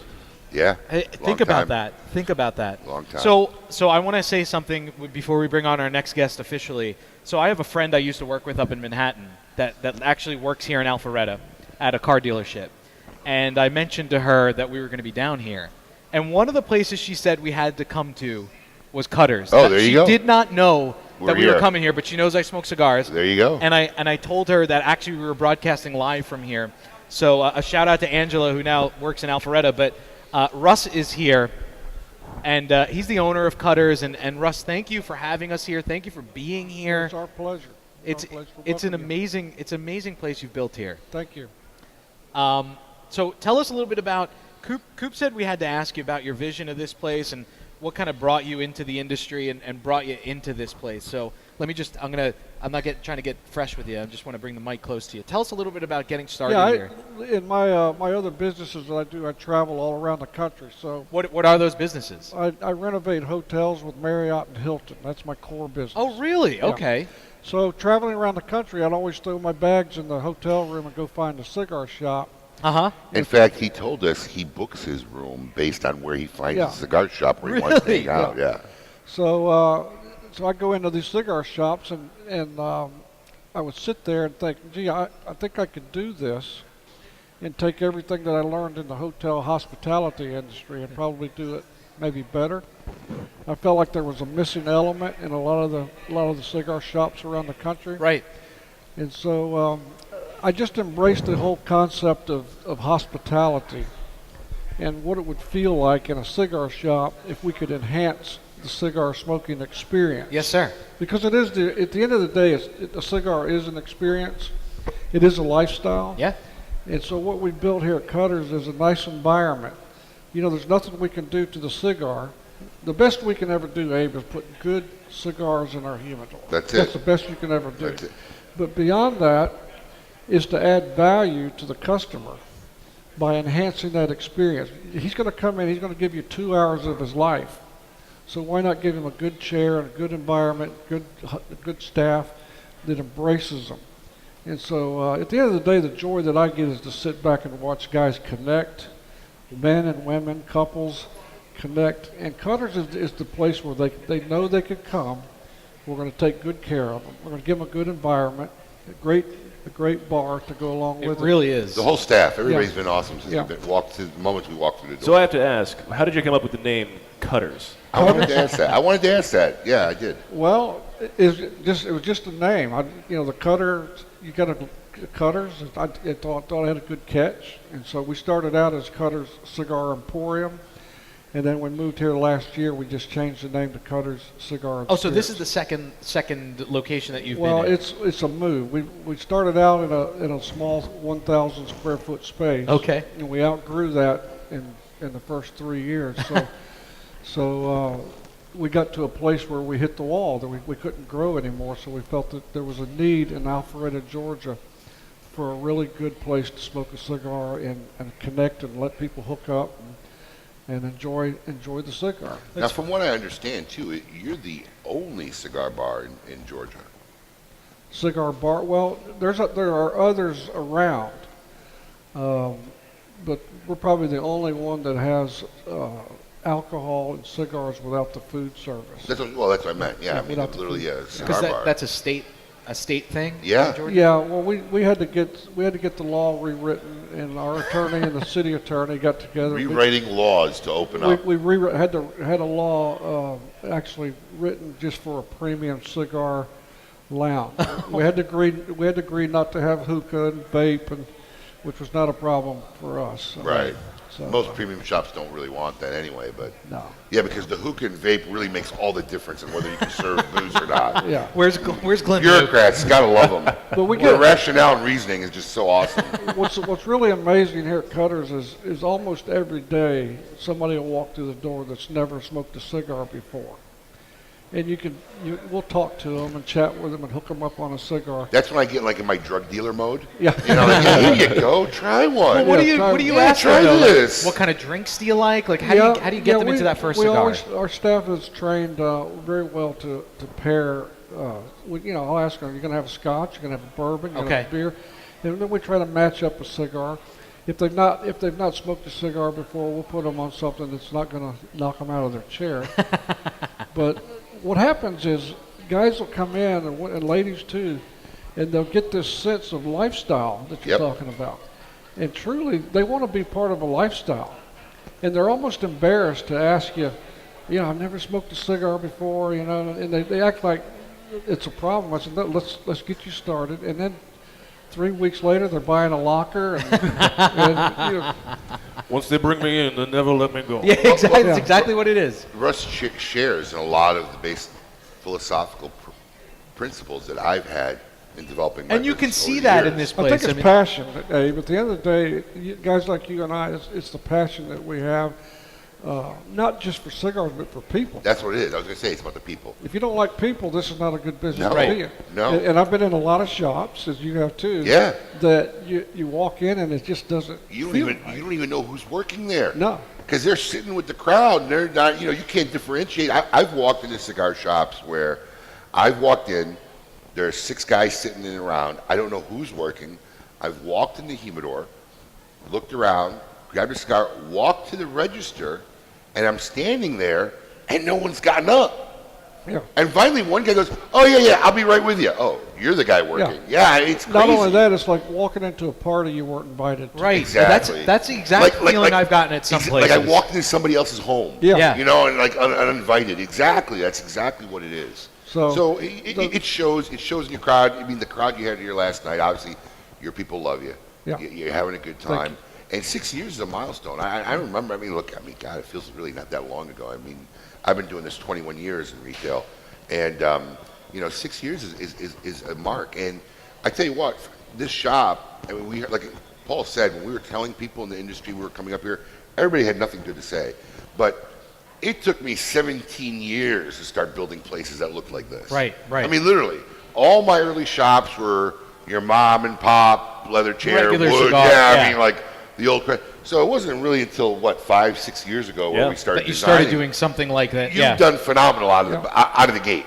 Yeah, we have a staff. I have to sit up, applaud to the staff that they have embraced my vision and they do understand who we are and what we want to be like. And so we've added live music, as you know. Last night was a great guy. He was great. We got live music on Thursday, Friday, Saturday. We just started trivia on Wednesday night. Ooh. So we're trying to, Cutters is a destination. We didn't start out as a destination, but we have succeeded in making it probably the best cigar destination, I think, in Atlanta. Well, and it shows.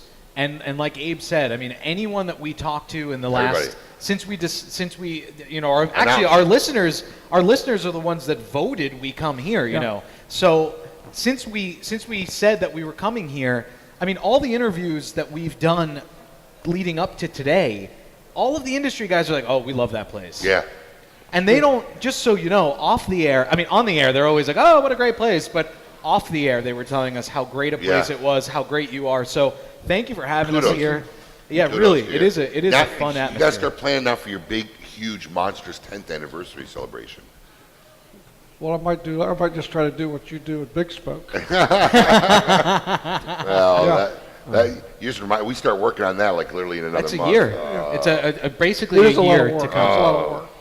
So, Russ, as we have you here, we are here at your 6th anniversary, what's the hardest lesson you've learned over these last 6 years? The hardest lesson? Yeah. Is not let cigar reps beat me out, take advantage of me. I used to say you don't know what you don't know. That was like in year 1, 2, and 3. But I think now I've learned try not to get hustled too bad. It's funny because we have the same sayings. Because my saying is the most dangerous thing is when you don't know what you don't know. Yeah. I've said that a million times. Yeah. 6 years in, you can't say that. But I tell you, what happens is as the years go by, it slowly transitioned from politeness to crassness to the reps. That's what's happened with me. You know, everything was very friendly, and now it's like, oh, you're back again? But the guys that get it, would you like another brutal beating? Come on. But the guys that get it, you become very good friends with a lot of these guys in the industry. I've developed a very, very solid, close relationship, especially with guys like Jose Ortega. Who we're going to have sit down guys with us that next. I've dealt with for many years. But the problem is, this industry has changed so dramatically over the last decade and a half. Yeah. I'm not joking. I'm not exaggerating. Like, guys who are literally like line cooks one day are making a cigar brand the next day. Mm-hmm. And as my company grew and I became more known and more sought after, it's very disheartening, like, to go to a trade show, because literally all day long, like you said, I'm telling people, yeah, okay, no, I can't, because no matter how big your humidor is, you can't have everybody's brand. Can't have everyone. It's just the way it is. And it becomes brutal, so it becomes a duck and roll game, and you start trying, you go to these trade shows. I used to walk up and down the aisles undisturbed, do whatever I want, and literally, like, we go now, oh, no, we got to walk down this aisle, we can't go down that one, we got to avoid people. Don't let that person see you. It gets disheartening. You kind of get a little depressed all day telling people, yeah, okay, we'll think about it, we'll try, and it gets a little frustrating. So yeah, your crassness level will grow as the years go on and you become more successful. Well, I got to tell you, your next guest, Jose Ortega, with my father, they were the team, the family that embraced me early on, like on day one, maybe day zero, because before we even opened. But I think they really brought the passion out of me by getting to know the Garcia family. That's and the great. way that they embraced us, and we've embraced them, and it's been a great journey. That's great. With them and a lot of the other cigar families as well. So tell us about the lounge cigar that we're all smoking. This is my second one. I'm thoroughly enjoying this lounge cigar. So my father made, there are four or five of us lounges in the country. So they made a special cigar, that lounge that you're smoking, for us. So we buy. It's our number one seller. It is in Cutters. You know, it's funny. Coop told me. I mean, I'm a fan of the brand. I mean, Adam and I smoke them regularly when we're getting drunk after getting yelled at our meetings with Abe. But but I had never had this cigar before, and Coop was the one that said, I normally smoke the Le Bijou, and Coop was the one that said to me, try that cigar. That's one that you want to try. We'll be glad to sell you a box before we leave. There you go. Well, I was going to say, do you do any shipping? I'll ship to you. Yes, sir. How many boxes we got back there? No, because we got listeners who have heard us now talking about this. They may be interested. Yes, we do. If they call you up and want to order some, yeah. Because obviously, I mean, this is something I don't have in my stores. It's very limited, like I said before. So if they're interested, they want to know. If they call you up here at Cutters, you'll ship them some cigars. Absolutely. There you go. And we've posted all the links. Just to mention Cutters. KMA when you put in your order. Exactly. So Dave, we have about 150 people here in our lounge this morning watching your show. So on the count of three, I want all 150 of you to yell out, "Kiss my ass." Ready? On 3. 1, 2, 3. Wow, that was deep. All right. That was good. That was deep. And with that, we'll take a break. To this, well, thanks everybody here at Cutters. This is a great show. One more segment to go. Wow. Keep it lit. I don't bleed as often as people tell me you should. I mean, I'll maybe once a month do a full bleed. KMA Talk Radio, 300 episodes and counting. Hi, it's Christopher Walken. Look, 100 episodes is a big deal. KMA Talk Radio, 300 episodes, so much more. Look, Honest Abe, he's got a fire in his belly. Reminds me of the King of New York. Keep up the good work, guys. Recognized and respected throughout the cigar industry, Eric Espinoza and his La Zona factory in Esteli, Nicaragua are committed to creating cigars of superior quality with the perfect combinations of flavor and strength for every palate. So whether it's the 93 rated La Ranja Reserva, the 92 rated 601s, the Murcielago, or the Espinoza Habano, Crema, or Especial, Espinoza Premium Cigars has the right cigar for you. The next time you're ready for a truly unique cigar experience, ask for Espinoza Cigars. a brand more than 100 years in the making. Particulares was established in Havana, Cuba in 1895, operating as an elite factory that would later introduce the world to classic brands such as Byron, Particulares, and even Monte Cristo. Now, Sindicato Cigars is proud to bring this historic brand back to life, partnering with the legendary Topsa factory in Esteli, Nicaragua, to reimagine this Cuban classic as a modern-day Nicaraguan puro. Transport yourself to a bygone era of Cuban nostalgia with Particulares by Sindicato. For more information, visit sindicato.com.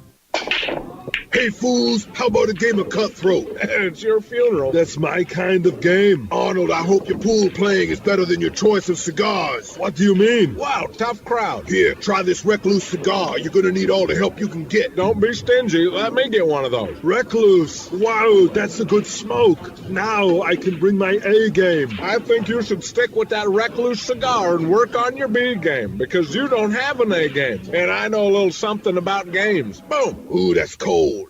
Hello, everybody. It's Barack Obama congratulating KMA Talk Radio on 300 amazing episodes. Oh, and I have a message from GW. He says, say hi to Adam K., the brewmeister. He once drove in my motorcade. And tell Paul to shut up. Keep up the good work, everyone.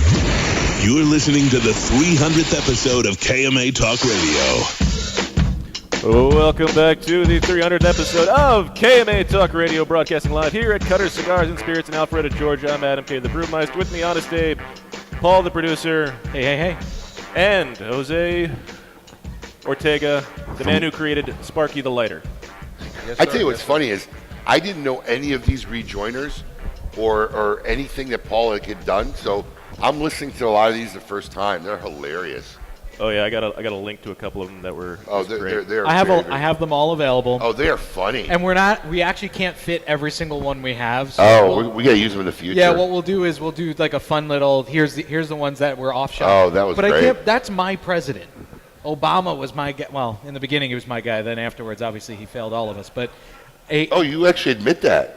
I do admit You're that. You're one of the very few that will actually admit that. How is this a conversation we're having with Jose's here? I'm sorry. I just wanted to say because Obama said, "Shut up, Paul." The Obama was the rejoiner right before we came. He wasn't listening. Adam, how many drinks are you in there? This is 2.5. Oh, that's it? I'm on 4 or maybe 5. I'm on 2, but I don't know. I think I was still a little drunk from last night. You're a lightweight. We were drinking on the plane because our flight was so delayed. They gave us free. He slept the whole time. AJ slept the whole time. Our social media director. He slept the entire time. Was drooling on the seat next to me. I almost took a picture and I didn't. And they were just bringing me free drinks. It's an hour and a half flight, and they kept bringing me free drinks. The more I drink, the more and more you look like Rick Moranis. I can't breathe in this thing. Exactly. By the way, hey, you're at number 6. I counted them. Oh, Jose's got you. Nobody likes a counter. I know. Nobody likes a counter. Catch up, would you? I tell that to my daughter all the time, like when we're eating. She's like, is that your 4th one? Nobody likes a counter. Don't judge. Don't count. So, Jose, this is obviously an amazing event that we're really happy and honored to be a part of. And Russ was just on talking about how you guys at My Father kind of embraced the idea right away. So tell us a little bit about the beginnings of Cutters and how you guys got involved and what it's meant to you. Well, first of all, it's actually a very interesting day that we're having here because we're celebrating many things. Obviously, congratulations to you guys on the 300th show. We're also here celebrating. Couldn't have done it without you. Oh, thank you. I have been on the show before, even though Abe called me out. I haven't done it before. It was when you guys won for the FDLA, so that was a while ago. That was a long time ago. Not since I've been here. You had more hair the last time you were on our show. Yeah, I work for Gianni Garcia, so of course I'm going to lose my hair. But hopefully she's listening and heard that. Paul, cut that and send that to her in an email. We're also celebrating, obviously, the 6th anniversary for Cutters. And yes, sir. For us at My Father, we're celebrating our 15th anniversary. So it's a celebration year, celebration time. Oh, is that right? And, okay. Yeah. Congratulations. 15 years. And you guys did release the DPG 15 year in a very limited quantity. Correct. That is pretty 2,000 boxes. And it's all sold out, if I'm not mistaken. Yeah, pretty much. If you can find it, grab it. It's a great cigar, as it was when he did it back in the 10th anniversary. It's just gotten better. So, but back, Paul, to your question. The interesting thing, when Russ actually came down to Miami, he flew down to Miami, met with us, and he showed us the floor plan for the shop that he was building at that time, and here I said, man, here's this crazy guy that doesn't even have a shop yet, and he's trying to sell me this idea. But he was excited, very passionate, and we bought into the passion. You know what I mean? When you look at a man's eyes and they have passion, you know that he's going to be successful. And with a guy like Russ, I mean, just having him here for the couple minutes that we talked to him, it's apparent that it's a real passion 100%. For this lifestyle. 100%. So it's been a great partnership, we went from being just acquaintances to being friends to now I consider him my brother. So, everybody needs a Southern brother, so I got mine up here. But anyhow, so it's been a great trip, and I've been very happy as well. And I speak for the Garcia family. We've been very happy to be part of a vision, to seeing it actually built and then grow, and now this beautiful shop, which is just amazing. I mean, there's a lot of great shops. God knows I travel 42 weeks out of the year, so I've seen so many, and I learned once. I never say this shop is the best shop. I learned the hard way, but I am going to say it is definitely within the top 5. But you have your favorites that you go to. Yeah, I do. I think everybody does. Yeah. I guess part of it. Now, I remember when you first came on board, my father, because you and I had some dealings. Correct. With your previous employment, and correct. Did you think that when you had started working there that you'd become like what I consider a very integral leg now part of the company? Thank you. They talked about last night. Russ mentioned how you're even though your last name's not Garcia, you're basically part of the Garcia family. Did you think it was going to be that long and that serious and that end up being that big of a relationship with them? It's very interesting. When I met the Garcias, so to answer your question, initially no, but I was excited, and I talk about passion because I think passion is what drives everything in the world. And I had the opportunity to meet Gianni Garcia, who then introduced me to Pepin and Jaime. And ironically, we ended up sitting together, Jaime and I, and Gianni. And when you talk to her, she'll tell you, Jaime and I just talked for 2.5 hours on the plane. And she goes, I just want these guys to shut up so I can go to sleep. But little did I know that Jaime was interviewing me for a job.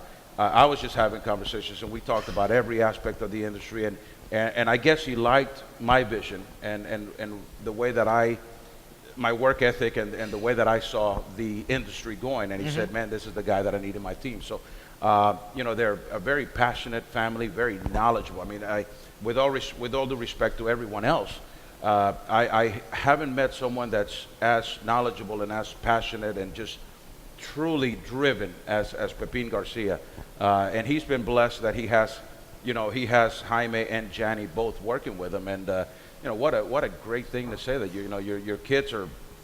I mean, I've had conversations with Pepin where he says, "Man, for all the accolades and everything that I've accomplished," he says, "My kids are by far my biggest accomplishment." We were talking about that last night, you and I. Which is something to say because, as we all know, being in business, it either works or it doesn't with family. Yeah. Right? Yeah. We've seen it go both ways. Well, Paul, you'll see when you Good point. Hold on. Oh, here we go. We'll talk about this in the second half. We're going to continue the show on Facebook Live. We are running out of time. We want to thank our terrestrial listeners for listening in. Thank you, everybody out there. On Facebook Live, stay live. We will be coming back to that. But hey, to everyone here at Cutters, Cigars, and Spirits, everyone raise your glasses. Here's to 300 episodes. Cheers. To Cutters' 6th anniversary. Cheers. To many, many more happy years, and hopefully 300 more episodes of KMA Talk Radio if we live that long. If we live that long, right? May we live that long, and hey, drink up, smoke them while you got them, and may God sort them out. Wow.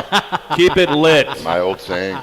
Be Adam honest. usually won't take shots. You're always like, nah, that's rookie stuff. But when I saw you downing 2 shots at a time back to back last night. Listen, I was doing my part for the DD. I knew that you passed the wall. You crossed the line. That's literally probably the thing that got me over the edge of and why I feel as horrific as I do, because normally shots don't come into my vocabulary. Well, it's okay. And I broke one of my cardinal rules in life. And if all of you out there want to know, never do shots with Abe. That's problematic for a lot of people. Yes. KMA Talk Radio, 300 episodes and counting. Hello, and congratulations to KMA Talk Radio for their award-winning 300 episodes. It's Patrick Stewart. Have they won awards? I don't know, but I just said they did, so it must be true. Awarded the 2014 Nicaraguan Cigar of the Year with numerous 90-plus ratings, the Perdomo 20th Anniversary Cigar celebrates Tabacalera Perdomo's 20 years as one of Nicaragua's largest premium cigar manufacturers. Using only the highest priming tobaccos grown exclusively by the Perdomo family, the 20th Anniversary Cigar has a tremendous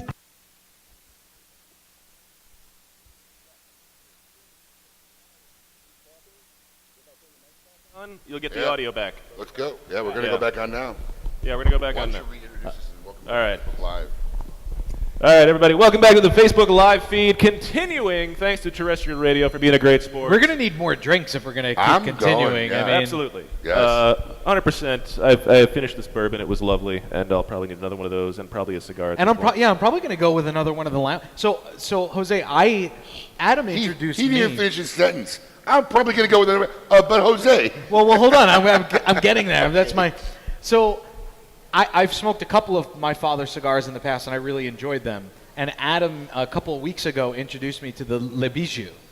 And I've smoked maybe 4 or 5 of them now, because that's kind of like right now my go-to cigar. Nice. And Coop, did I already talk about this? See, now I'm starting to lose it because I'm drinking too much. But somebody get the man a donut.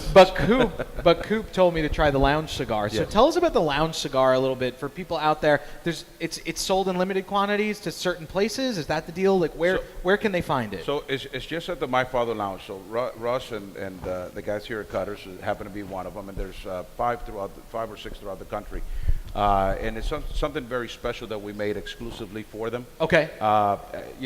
I'm going to be Jaime Garcia for a second here and say it's Nicaraguan tobacco, Nicaraguan tobacco, Nicaraguan tobacco. So, yeah, what the blend is, we don't know, but it works. And I think last time I checked, and I think Russ by himself has sold over 8,000 of these cigars. So, wow! In the time that he's had them, I mean, the that's cigar something to shake a stick. That's something to shake a stick at. Well, you can curse now if that's what you're also do. true. Now you hear the liquor coming through. Yeah, exactly. I was tongue twisting myself while I was thinking about it. Stick. Well, so that's a thing to talk Shake about a though, stick because at. you know who always There we says that he doesn't want to mention the blends is Eric Espinoza. He always says I don't want to tell everybody exactly what's in the cigar. So is that a thing now? Like, are you guys fully open about exactly what's in the cigars as far as the blends? Or we are 100%. Well, I'm going to say 99% because there's that one cigar we don't talk about. But every blend is out there. We're very open to say it because, like Pepin says, I can give you the blend, but if I don't give you the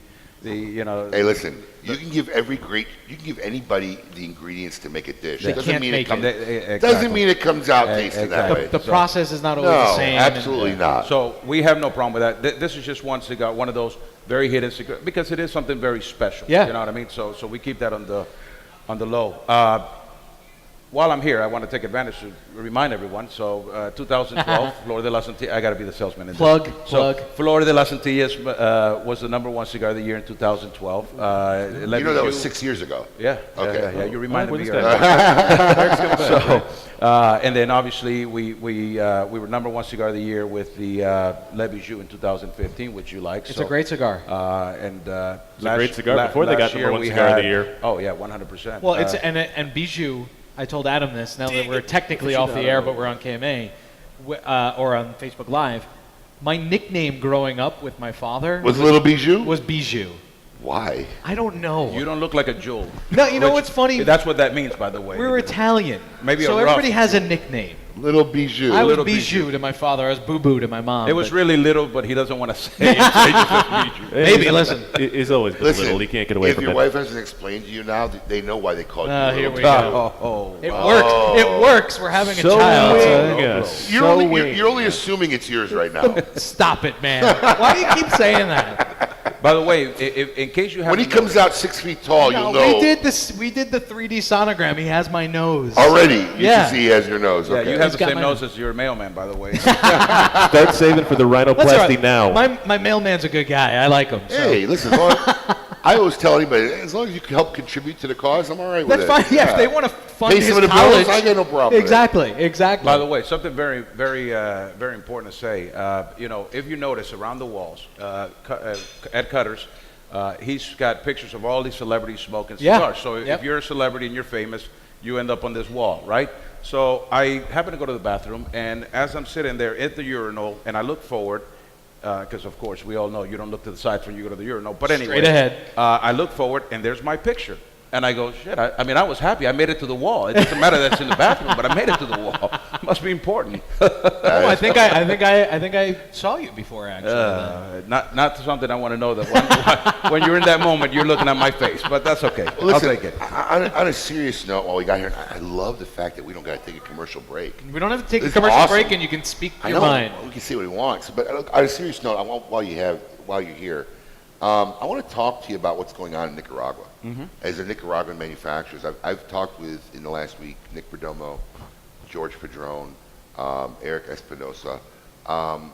It's very serious what's going down there. Oh, 100%, and it's unfortunate. And people are having trouble getting their product out, especially if you're a manufacturer who's flying your product out of Managua, because the roads are closed all day.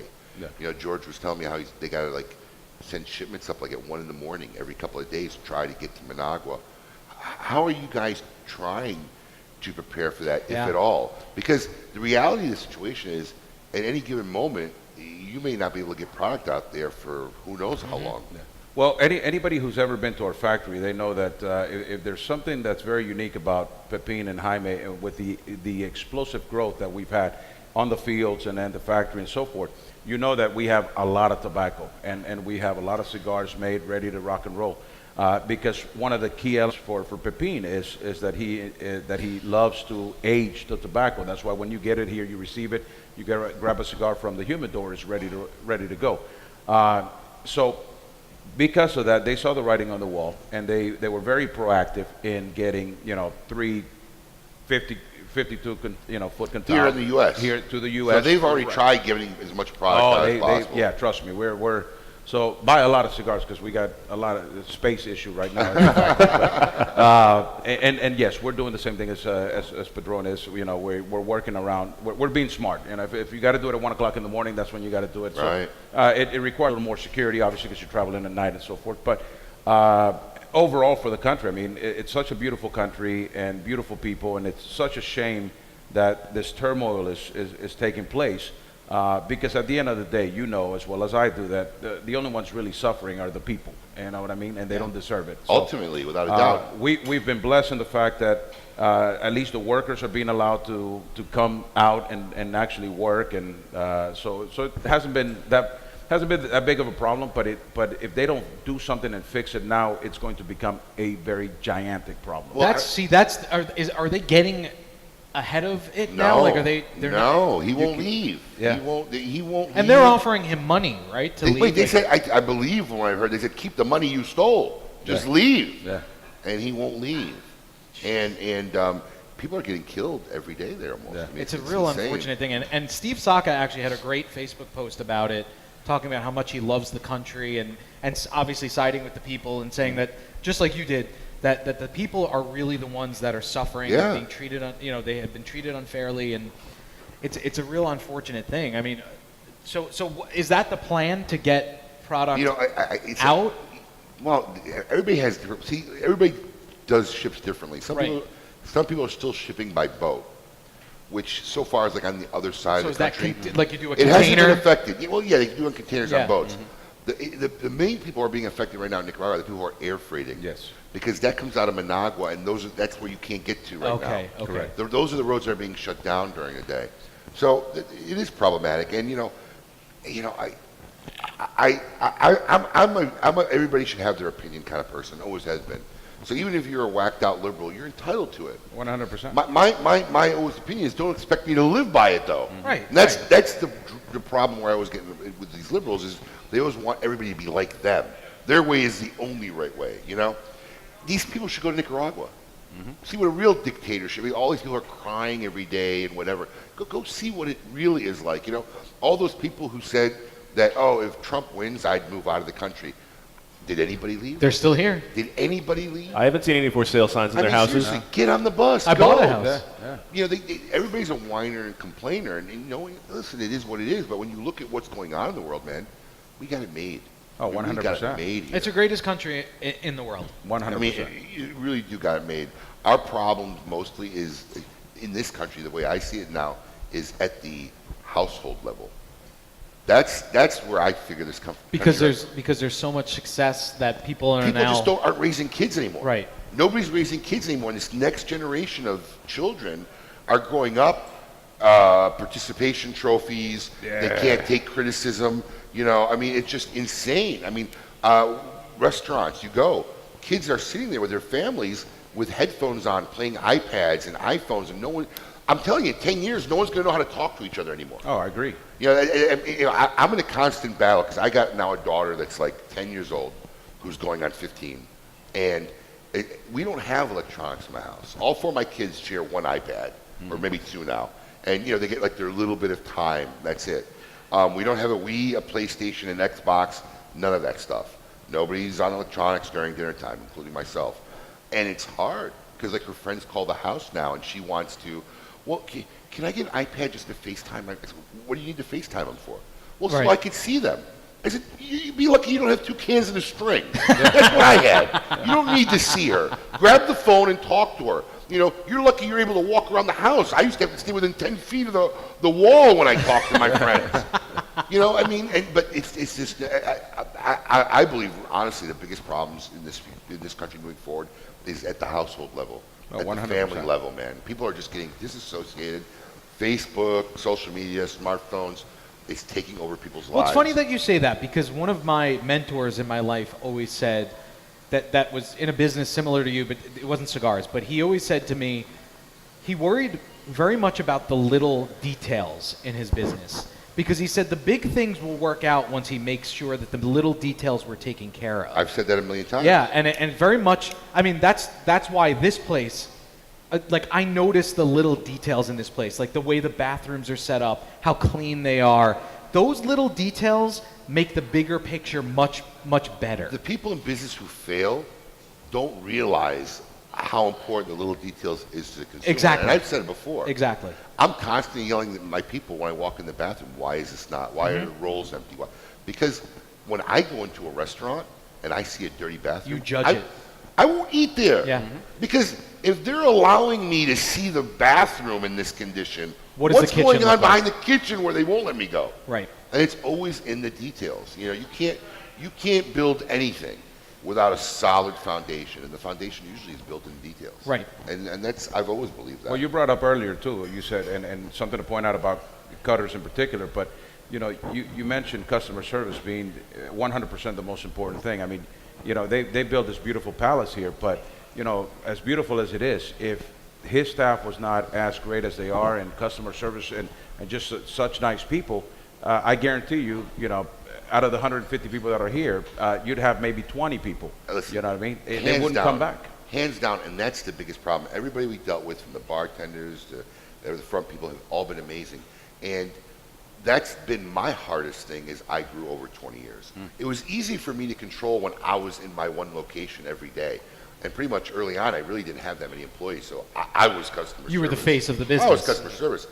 As I slowly moved out of that and then had to depend on multiple locations, and I don't know, I think we employ, 35, 40 people now. Give or take?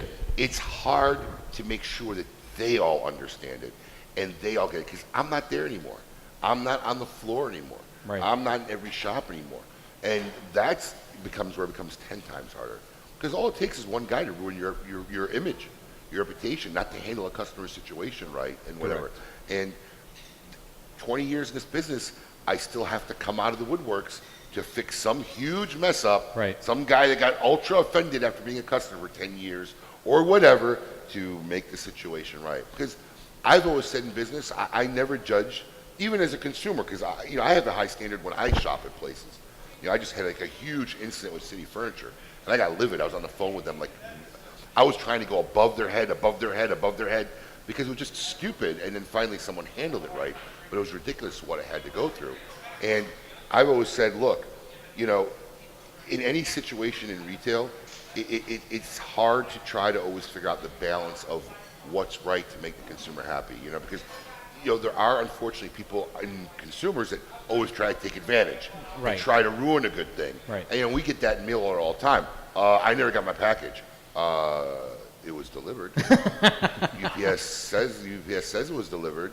Oh, we had one guy who ordered 2 items from us at a condo in New York or somewhere where I guess it's signed by the front door. So he got his first package, guard signed it, he got it. The second package he's trying to argue with me he never got. But the guard signed it. The same guard who delivered your first package signed for the second. So why is this now my problem? So that's always the hardest thing in retail, and some people aren't meant for it. Some people aren't meant for it, but it's funny. But at the end of the day, the consumers is why we're here. It's why you're here. As much as you deal with retailers, I'll bet half of what you enjoy the most is coming to an event like this at Cutters at 6 years and interacting with all these people and seeing people that you probably get to see 3 or 4 times a year that you come here and do an event. Oh, and it makes it a lot easier. I mean, 90% of these people are my friends. I mean, we've met once and we've interacted, and now we joke about when I try to push them for an extra box, they joke about it. They go, "Oh yeah, I know you're going to try to hit me for another box." They know I got to come up with new things. They keep me on my toes because I got to come up with new things now because I've already used the lines already. Yeah. So I got to work them differently. But hey, it is what it is. Come on, come on. But it is the thing about this industry that I'm still learning. But everybody, I really haven't come across a bad person in this industry. It's a small industry, and everybody kind of knows each other, and it doesn't. I work at an ad agency where it's a big national company, and I deal with different people every day, and it's kind of like building those relationships every day just for a one-time customer. Lou Rothman has said for years that this industry is like really the only industry where you could talk about anybody just by their first name. Yeah. And everybody knows what you're talking about. And that used to be true for me until Abe Flores messed it up by becoming actually popular and well known. But up until that, I really was the only Abe in the industry, and he kind of ruined that for me. Yeah. So he's done with that. Got it. You can talk, dude. We're not on radio anymore. We're on broadcast. Thank you for Bloody Marys. AJ Lepore keeping the Bloody Marys rolling. So AJ's the guy. We can curse now. Yeah, I know. And now that we're on, I'm so trained to not curse. It doesn't feel right. It feels dirty. Right? There's a microphone in my face. I can't say ass. Now that we're on Facebook Live, I want to talk a little bit about what, and please join in, but I want to talk a little bit about my experience. Yeah. Last night and today. Oh, tell us about your experience. So last night, we wanted to be here earlier, Russ. I had to work during the day, but my plan was to fly out at like 7:30 and get here in time to come and hang out at Cutters with all of you guys last night. And AJ and I were both going to be on the same flight. And I knew that Coop was going to be here, and Abe was here already, and Adam. So I had to jump on a quick. Last? Well, I'm just saying you were here as well. Yeah, all right. And I mentioned last. And AJ and I were jumping on a flight, and we got delayed because of the storms in Florida, and I guess there were storms up in New York too that delayed flights on Southwest. So AJ and I got to hang out at the airport for a good 2 hours last night, AJ. And I showed up, I saw him there, and AJ, I don't know how many Jamesons he had already had. Oh. But he had a double. Is that why he was sick? Yeah, so he had a double shot of Jameson waiting for us when I showed up. Nice. So I don't know how many shots we did.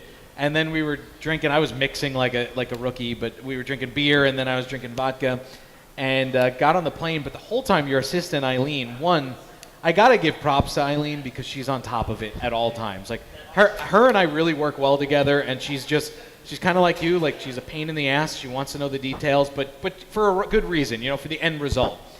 And speaking of which, we do have a cake here that we want to reveal as well. We're gonna bring the cake out after lunch. AJ Ibrahim, who works here at Cutters. Who we want to talk to as well. We should get him on here, but I think he's cooking now. Is he cooking? Can he come on? Yeah, he's cooking, but he's making like an awesome lunch for everybody. He's got like brats and shrimp and black-eyed peas. Wings and black-eyed peas. So after lunch, we're going to break out our 300 episode cake that was made by a baker locally here in Atlanta. Local company that Eileen had found. Right. And she delivered the cake this morning. She drove up in a Porsche. Like, oh. Wrong business. Yeah, I should have made cakes for a living. I wasn't expecting a Porsche delivery for a cake, but nice, But so AJ... Wait, she went on to say the Porsche was a gift. A gift? That's what she said. Oh, wow. Okay, even better. I want that kind of gift. We really should have gotten in the cake I'm business. telling you. Wrong business. Yeah. Well, so AJ and I were drinking quite a bit last night, and he's also on like cold medicine. Oh, nice. Because he's sick. He's got like a sinus infection. Were you drinking on the plane or before the plane? Both. Yeah, drinking on a plane is like my funnest thing to do. I love it. Why is it so great? I love drinking on a plane. I don't know why. Especially if you ever go to our YouTube channel, that episode that Emily and I were talking about, Right. where we started drinking and getting drunk, it's all documented on video. Yeah, I've seen the videos. It's probably one of the funniest things. I think it's under Kiss My Ash on YouTube. Yeah, and you can see the guy behind us, like, peeping Tomming our video sessions, like sticking his head over the chairs. Watching what's going on. And Emily had this thing where, like, Emily's got a situation where if she eats cheese, she passes gas. So every time she passed gas, I feel her pain. wait, I start making a video on the plane and outing her. I'm like, she just did it again. Oh, it was hilarious. It was hilarious. But yeah, drinking on a plane is so much more fun. Why is that? And the booze, like I drink like a Bloody Mary, and they give you nothing. They give you a little tomato juice and a bottle of vodka. So it's like drinking straight vodka. The little Tito's bottle. It's like drinking straight vodka. Yeah. But yeah, and the best is when you get these flights where the attendant is like super cool and wants you to get drunk. Like, make me have 2 more. Well, so that was last night. Yeah, we had that guy. Were you with me on that flight or what? Where the stewardess was basically, she started drinking on the way back because it was her last leg. I'm telling you. And we kept giving you drinks, and she's taking one for everyone. I had this one guy, like, we were drinking so much, and we're like, hey man, we need some more. He went, boom, and he had like a bottle of vodka on each knuckle on his hand. Like, I'm ready for you guys. I mean, That's great. That's the best flights. Well, so last night, because we were delayed, Southwest is great with. I don't know. I know a lot of guys don't like Southwest, but I fly from Long Island to West Palm all the time, once a month almost. So Southwest is the only one that goes to Islip. So I fly it a lot. But I get these drink coupons all the time. I kept trying to hand her drink coupons. Meanwhile, AJ's passed out like this, almost on me, drooling on the plane, passed out.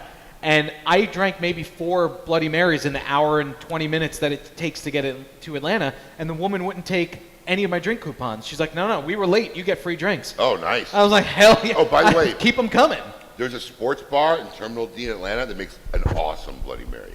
It's actually in my video. Really? Oh, awesome Bloody Mary. Well, you travel a lot. Where's Jose? I Where's like Atlanta. I like Atlanta Hub. Atlanta Hub is one of my favorite.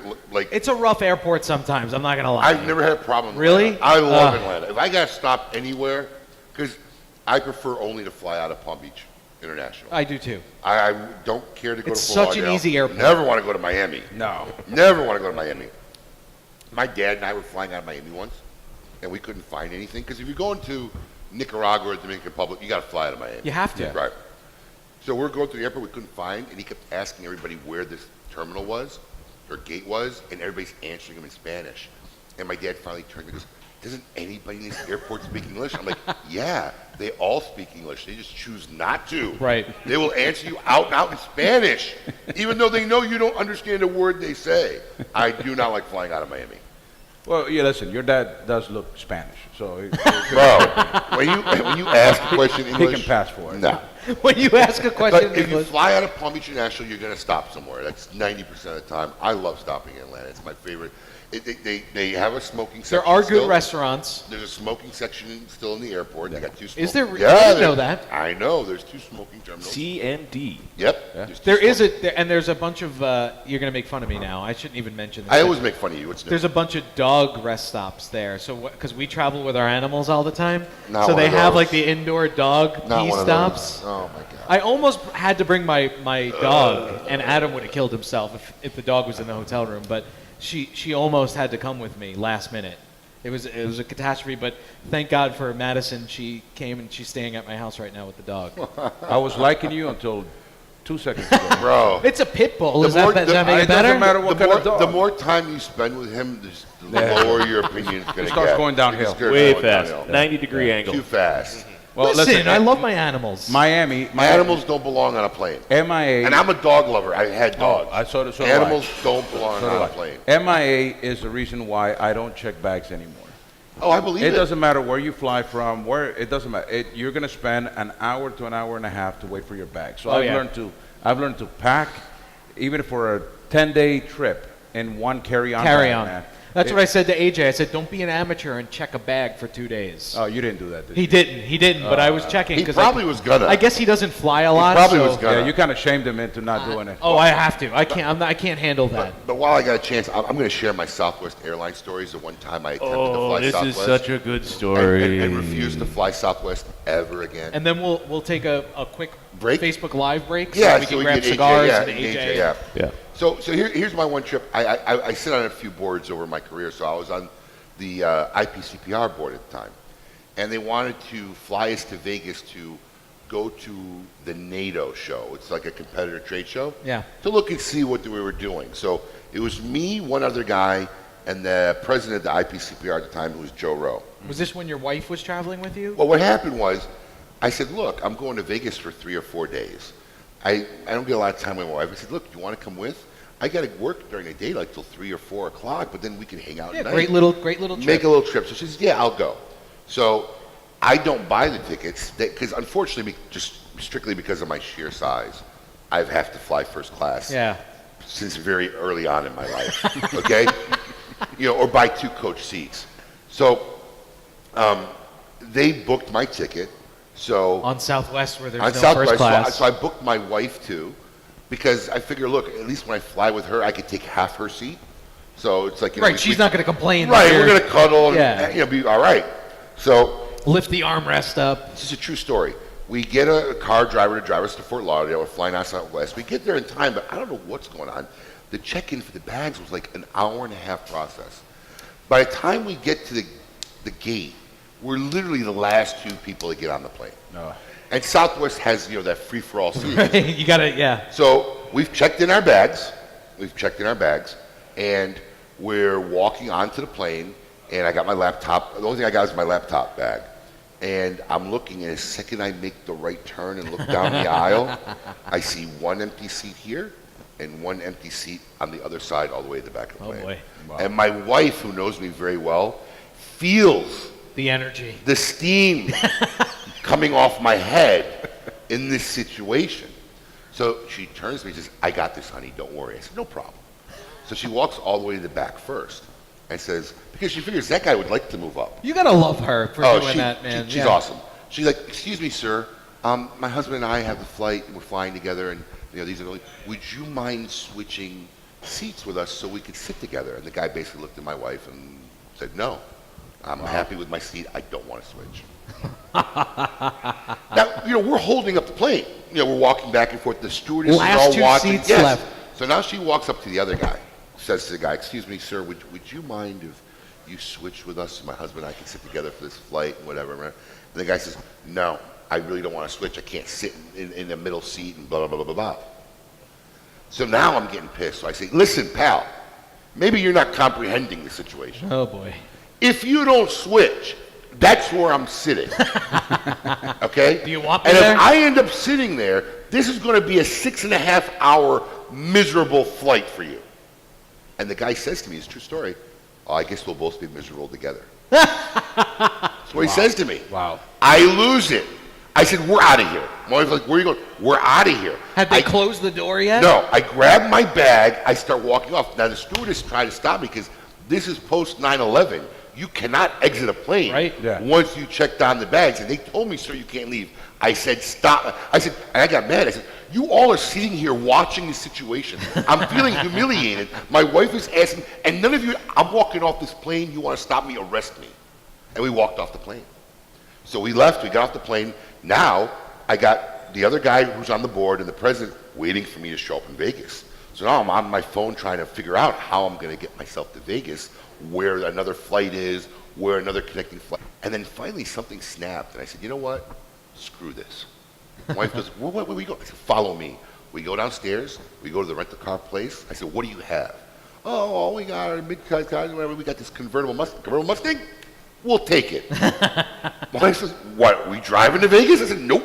We get in the car, and we start hitting the road. She said, where are we going? I said, we're going to Key West for 4 days. So get out of here. So we got no clothes. We'll stop and buy some. And we did. Yep. We stopped. We bought some clothes. We went to Key West for 4 days. I got this tattoo on that trip.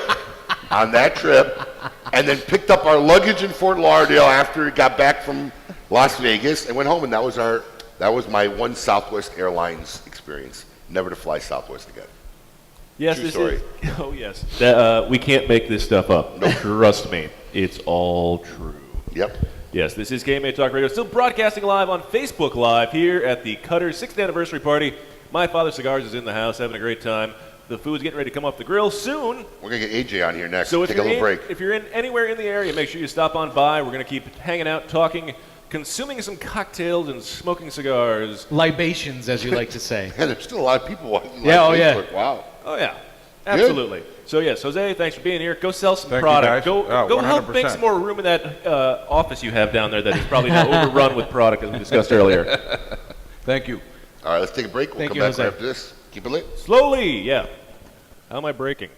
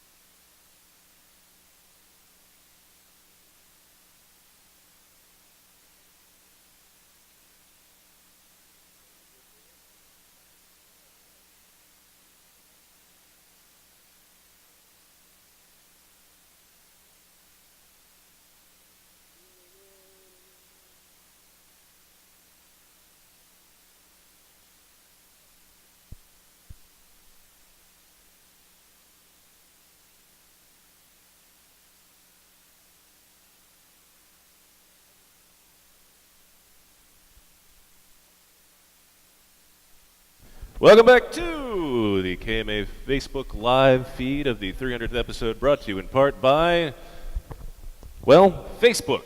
We're stealing your information and not giving it back to you and probably selling it to the Russians. We can't make this stuff up. Hey, they're fixing all that. Well, you see their new campaign? Yeah. Oh, Facebook, at first so we started Fake news is not your friend. So You awful. see their new campaign? That is just so not honest and oh god, it's so fake. It's not even funny. Well, you know what's funny? They just announced that there was a big issue in the last couple of weeks where 14 million people's private posts were made public. Did you hear this? No. Yeah, it was just announced. The AP Newswire put it out as big news, and after all the issues that they've had, all the campaigns that they're running, I mean, literally, like on the Long Island Railroad, mass transit, they're buying billboards for the first time, saying that like you're this and that. Now they just had another issue. Bullshit. Sorry, I had something in my throat there. Listen. By the way, here's the thing, and this is my philosophy on Glad I can Facebook actually and say social that on media. If you're putting it out anywhere, or you're going to get involved in it, don't expect any of it to be private. I don't care how they tell you it's well, private. you say that all the time, yeah. I don't that's care. true. Don't. Anything. It's the internet. If I'm posting something on Facebook, I'm posting it with the direct intention that this is my video biography, that 20 or 30 years from now, my grandkids, my great-grandkids could get to know who their grandfather was and great-grandfather was, and they could literally watch my whole life as it evolved since I started on Facebook. So I post with the intention of that other people will see it. Are going to read it eventually down the road. Enjoyable today, enjoyable tomorrow, and hopefully emotionally moving for some young family, future family members of mine. Until Putin nukes Silicon Valley. Putin. Wow, that's geez, man. Great segue. First of all, it's not going to be Putin. It's going to be Kim Jong-un. Great segue. Why? You don't believe in the peace talks? Stop it. Hey, anybody out there believe in these peace talks with South? Anybody else? We got one North guy Korea. in one hand. No. So everybody else thinks it's fake. No, it's not fake. Here's the thing. I'm going to tell you what's going on. Oh, do tell us. So, have you heard about what's going on in the Chinese embassy, the U.S. embassy in China? No. Okay, so there's this weird thing going on that happened in Cuba as well, where people in the embassy are having these awkward physical issues. They're calling it a medical issue, where they're in a room or an area in or around the embassy where there's a high-pitched noise, a frequency that's messing with their heads, making them nauseous, giving them a headache. Like, it's this high-pitched noise. Did you hear about this? No, I did not. It's true. It's on the AP Newswire. I'll send it to you. They send out 2 alerts so far in China. And I think, and I'm not a conspiracy guy at all. This is so conspiracy guy I know it stuff. is, but I think Kim Jong-un has something to do with this. Listen, Okay, so what does that if do? somebody publicly What does that outed you do? and called you a little rocket man, do you not think that in the back of your head you're going to be like, I'm going to screw that? You know what? We're on Facebook I'd Live. start dressing I'm gonna like Elton John. I'm going to f this guy over someday. Nobody? No. I It thought was that funny. Thanks. Rocket Man. Yeah, I thought it was pretty good. But I think that they're going along with Thanks. this, and there's going to be Delayed some reaction. Okay, I'll take big, it. Yeah. some big ta-da. Kim Jong Un's going to try to show his dominance over the United States somehow. I think, and I know the sanctions are really hurting their country, and it's in their best interest to do it, but he doesn't care. I don't know, man. Dennis Rodman is making it happen. He has not been over there in a while. In Dennis we trust. There we He's go. offered himself up to help with the talks. I don't know if you read the. I did. the I news. saw Yes, it. he's Why offered- doesn't Trump take him up on that? I would. He should, because he's the one that knows him. He knows him well. Well, Spent a lot of time with him. takes a weirdo to know a weirdo. But does it, like, is it his American duty as a guy who has access to him to kill him? To kill Kim Jong-un? Now you're just trying to write a bad movie script. Yeah, wasn't this a movie? Yeah, that totally Wasn't this like a bad movie? That from really sounds like Sony? a bad. I think James Franco and well, yes, Yeah. yeah. But I think there was another one where they had like Eddie Murphy as the actor trying to go in and be a spy with Owen Wilson. I Oh yes, Yeah. that's that. Yeah. The guys that created South Park, no? I I don't know. Spy. Anyway, this is not movie Well, trivia. so time. our special guest is here, Adam. Yep. A.J. Ibrahim of Cutter Cigars. Welcome. Thank you. Our good friend Yes, from way back old when. friend, very involved with us in KMA Radio in the past, moved to Georgia. How has your experience been in Georgia and your great New York personality amongst this awesome Southern hospitality that exists? Well, so first, where are you from originally? Brooklyn, New York. Right. So you're from New York. You lived in West Palm. No, I lived in Port St. Lucie. Okay. Right up to 9/11 for 15 years, and then moved up here. So how is that transition for you? The transition to Port St. Lucie isn't that big because they're all New Yorkers mostly. Yeah, exactly. We're like cockroaches. We take over everything. Everything. But you haven't not infested the South that bad, so. well, Florida's the South also. Nah, Florida's But, I not mean, you South. got more Southerner This here. is South. Yeah, they're very, very polite. I go to a gas station anywhere. It's all thank you, Right, all- right. the whole 9 yards. The season here is phenomenal. Except for the whole Snowmageddon, where an inch of snow shuts down the whole city. Right. Does it snow often? I was surprised. No, to get it that much snowed snow. twice this whole winter that I've been here. But that's a rarity here, right? Or no? Again, I've only been You here don't 10 know. months, so I haven't been here the winter Is before. snow rare here? Very rare. Yeah. Okay. Okay. Yeah, All they're right, saying everybody it's here is rare. saying rare. So about the snow with you. Basically, yeah. Yes. Good job. You're Way to to go. blame. About the blizzard, because the last my father event, it was bad. Snow Because they too. don't have the equipment to deal with it No. here, I'm assuming. I mean, so what do you think about, like, so obviously being from Brooklyn, it was a different life in Port St. Lucie, and then moving here. What's the difference for you? Is Like, there a question here? I don't know. You're What do you stuttering. think? Are you having a hard time? Can somebody get the man a donut? Listen, more importantly, you're cooking up some awesome food for this Cutter 6th anniversary. Yes, I got wings I see going an on. egg grill out there. I see a grill. I see a truck. What are you preparing here? I got wings going on. I got brats going on. I got shrimp going on. Wow. So, yeah, they're Oh, it's all gonna on the be a grill. good And they day. got the big green egg going with the brats on it and shrimp. Now, do they got to pay for this, or how's No, this? no, it's all complimentary You're for the kidding me. anniversary. Holy cow! So listen, anybody who's listening to us locally on 9:20 a.m. or on Facebook Live, and you're still local, we're actually. Yeah, but they're still local. But yeah. either way, get down here. If you're in Alpharetta or anywhere near Alpharetta, Georgia, why are you not here enjoying It's this, worth the 30-minute trip. Absolutely. Cutter's 6th anniversary. When will the food be ready? Oh, it's been ready. Oh, it's ready. I got food on the grill. Our show's over There there. you go. We're good. People have been eating already. Are you kidding? Nope. Holy cow. Well, we got guests to bring on. We all got to chit chat. right, all right. So, AJ, coming here to Cutters, what's your favorite part about working here and the people here?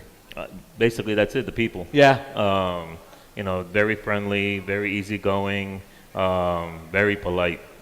How about the family? Are they having a good transition here? Oh yeah, my son, he loves it. He gets to experience the seasons now. He loves the snow. He's starting high school this year.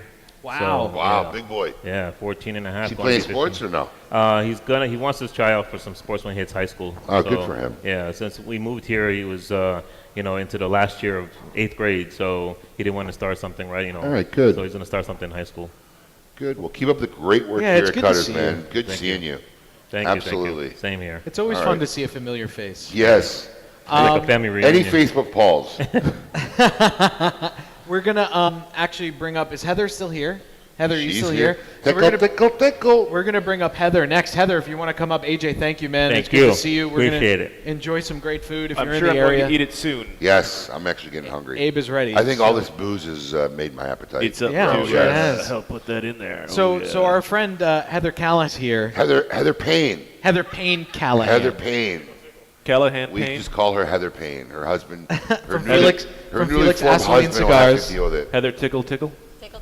Now, you've Heather- been at KMA, a handful of times, I'd say now. Well, Couple times, yeah. She was at the 200th episode. Yes? Did the hula Three, hoop contest. yeah. She reminded us. Yes, I did. So you've had an extensive career in the cigar industry now. I don't know if it's extensive. How many companies? 3? 3. Oh, that's pretty I would call that extensive. That's pretty extensive. What brings you here to Cutters? Well, you guys, of course. I'm a groupie.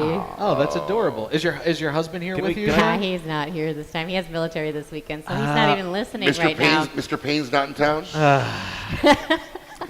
Come on, he loves the attention. He does love the He attention. loves the attention. Yeah. Dude, have you seen? I've seen pictures of him on He's a Facebook pretty now that big we're guy. friends. Oh, He's no, a big dude. I haven't He is a seen- big dude. Well, I'm He's not a big tiny military dude. guy. No, I mean, come on. What are you trying to do? Threaten me? Big dude should have a name, Mr. Payne. That's right. Does your husband work for Felix Gasoline as well? I call him our best free employee. Oh. Is that the deal? Because I saw a Facebook He works Live. for Cigars? He does not work for Cigars. He's actually a deputy in Sarasota County. So he can't smoke? Is that what you're telling No, me? he or- can smoke. He's That's what I'm actually saying. grandfathered in. You said See free pictures. employee, so he Yeah, works he's for a- Cigars? So you get well, use for cigars? free, yeah. Yeah, of course. Okay. Yeah. Because you guys do Facebook Lives quite a bit. Yeah. And Her I and saw her husband? Yeah. Yeah. How have I missed these? So Where so have you been? I don't know. So Felix and Heather and her husband will do a Facebook Live, and they'll smoke either new blends or blends. And oh, really? And Heatherson has his favorite out of the. I'm maybe a stalker, I guess, at this point. I don't know. It sounds like this. How much work have you been putting into this? I mean, Apparently, I have a new Facebook stalker, work? and I don't even know it. I think we have to move Paul's drink a Exactly. little further Paul, away. you're cut off. Somebody get the man a bratwurst. By the way, because of you guys, I can't get another Bloody Mary. They're Oh. out of Bloody Mary mix. We bought Really? 2 bottles. We didn't bought 2 bottles. We went through them. We couldn't have gone through both Oh, bottles, we're a did mess. we? Oh, we're pros. So sadly, I had to upgrade to mojitos. Well, you know what? That's not bad. I hear great. the old No, I love fashioned's mojitos. great here too. So anyways, I it's got to talk phenomenal. about this Publix thing while we have some Alpharetta. Oh, yes, we need to know. We got to know now We that need we're off some the air. We're talking verification about, how on many that. Alpharetta locals are there here? Okay. We got a couple, yeah. So this is what we've heard yesterday. Heather and I were going to go verify this. Last night we ran out of time, but I guess Alpharetta is the swinger capital of America. What? That's what I've heard. Anybody- Oh, you didn't hear this yet. Or at least of He did- Georgia. So listen to this. Alpharetta supposedly is a swinger capital of America. So this is what I've heard. Is this not What? true? Correct me if I'm wrong. Well, they're not Nobody's they're going not to gonna admit it. say on yes. I've yeah. seen one guy nodding out there saying yes. Yeah. So here's my. I see one guy It's like nodding. Jack Nicholson out yes, there. It's like, he is like that's Jack. right. Oh yeah. Yes, it is. So I mean, this is what we've. So Heather and I were going to have a fun, and test this out last night. We didn't have time. Maybe we'll do it today. Maybe we will. If you're lucky. But I need to make a call. what we've heard is that I need an adult. the meetup for these swinging couples here in Alpharetta is going to Publix Okay. and getting bananas and putting it in the top part Like of where the your cart. kids would sit. Yes, and going up and down the aisles. of Without the any. store. So do you not have to have anything else in your car? My assumption would be you'd have to have nothing else. Okay. Otherwise, it could be you're just shopping. 'Cause Heather and I both put our bananas in the top basket. I put my bananas there too. It protects them. So my assumption would be you'd have to put nothing else in the cart. All right. But this is supposedly the code in Alpharetta. Did anybody hear this before? Yeah, look, Jack Nicholson is shaking his head over Jack there. Nicholson is shaking his head. So this is the code. Is that his wife next to him agreeing? Oh no. It could be No, the next she- guy's wife. Who knows? It's his This is friend's wife. Alpharetta. It's I the mean, unicorn. He might have gone to Publix last he night. might have met her at Publix 5 minutes ago. I don't know. But this is what we've heard. That's a good catch, sir. Heather and I are we're gonna test this out. We're gonna go to Publix, walk around as a couple, throw bananas. A bunch of bananas in the front. What is your end game here? What are you going to do We when want they... to see if we get approached. Oh, look at this. And what are you going to do when they approach you? Cornbread? We're gonna run with it. And Sure, black find eyed out what peas, it happens. looks like. We're gonna run with it. You're going to run with it? Yeah. When in Alpharetta, What? do as they do in That's how it Alpharetta. goes. Is that allowed? Or, like, are your spouses on board with this? Listen, it's all work related, man. It's all, research. This is all research. That's all we're doing. This is here. future Research. KMA research, KMA what's truly research. going That's right. on. Yeah. Is this truth or not? So Heather, on a more serious note, now that we've got the Alpharetta, I think that's serious. Oh, that was fun. Yeah, I'm telling you, I'm shocked. I'm shocked that you would never know this coming to this town. And I think Publix- it'd be a fun experiment. And Publix of all day, I'm telling you, we should. I bet you that if we did that, we get approached. I guarantee you, absolutely. It is approached. Yeah. Well, do you have to hold the cart together? I think at some point, if someone came up to us, I would just say, "No, man, we're just buying bananas. All we want are bananas. These are really bananas. We should do a We Facebook really Live. love Buying bananas. We just love We bananas. love bananas. All right. We're into potassium, okay? I think we that have would be, low-level that'd be Ks. hilarious if we pulled off. I think it would be hilarious. I mean, it would be funny. We should send you in there with a GoPro on your forehead. All right, we're cutting off the look. Everybody's bringing food over here. Okay, we got food. All So, right. Ooh, sure. so Heather, anything new and exciting going on with Felix Asaline before we? Where are you headed go before we eat? stop to eat Yeah. food? Where are we He's gotta be headed? peeled, yeah? Actually, in a couple weeks, we have an event in Katy, Texas. Katy. Katy, Texas. which Everything is big in Texas. Yeah, everything Like is this big bowl in of black Texas. eyed peas could feed a family of 4. They just brought me. Seriously. Yeah. So Katy, Texas, what's that? Katy, Is that a? Texas. There is they have an event there that's actually constructed by the customers there. So every year they have a whiskey vendor, a specific whiskey vendor, and a specific cigar vendor, and we were invited to. Oh, and you're that cigar and vendor. we are that cigar vendor. cool. So that will be our first endeavor into Texas. So we're hoping to make a good approach via this. I gotta just mention this. Uh-oh. A guy on Facebook Live, Rick George, says, every fireman I know in Alpharetta, scratch that, in Georgia, is going to be at Publix with a bunch of bananas. Yes. He goes, this was great news. Great Good to news. know. It was great news for us. That's hilarious. Yes.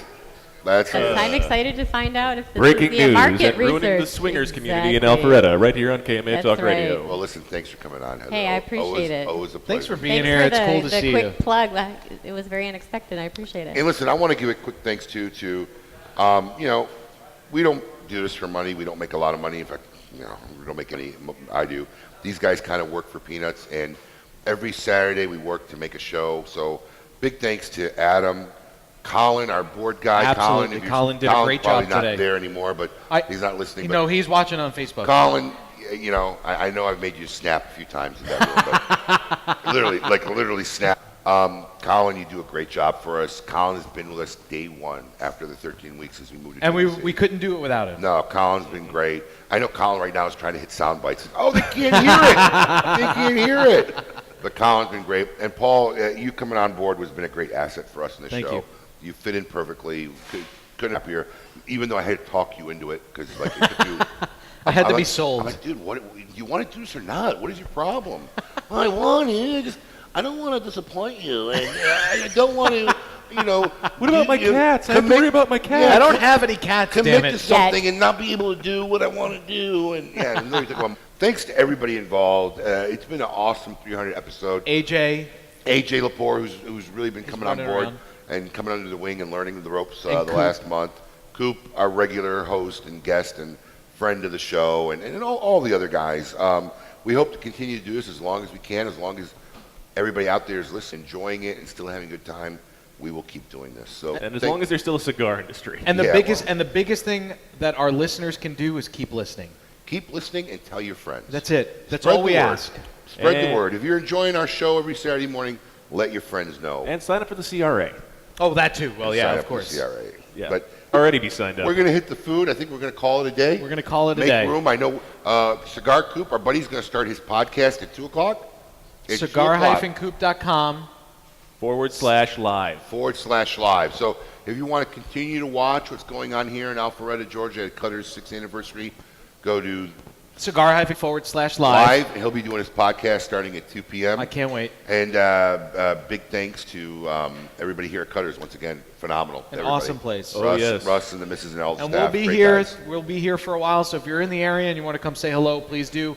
Abe was generous enough to bring a bunch of giveaways for everyone that's here today. That's on the counter is for you. The KMA I don't hats, want to bring it home. the T-shirts, yeah. the keychains, the Infinity Blast odor shield from one of our great Yeah, sponsors. this odor eliminator by Infinity Blast is really a great product. Take one, put it in your car. We all keep it in our cars. And we spray it a couple times when we're done smoking it. The car smells great. Just grab a bottle. It's all for you guys over here. Right. So in the area, please come by. There's plenty of stuff for everybody. Still donuts left, and then food is coming out now. It is delicious. I can't wait to dig in. Well, so thank you, everybody. Adam, I'll let you do the official sign-off because it's your gig. Yeah, and as always, until next week, everybody on Facebook Live, keep it lit. Tickle, tickle, tickle. There you go.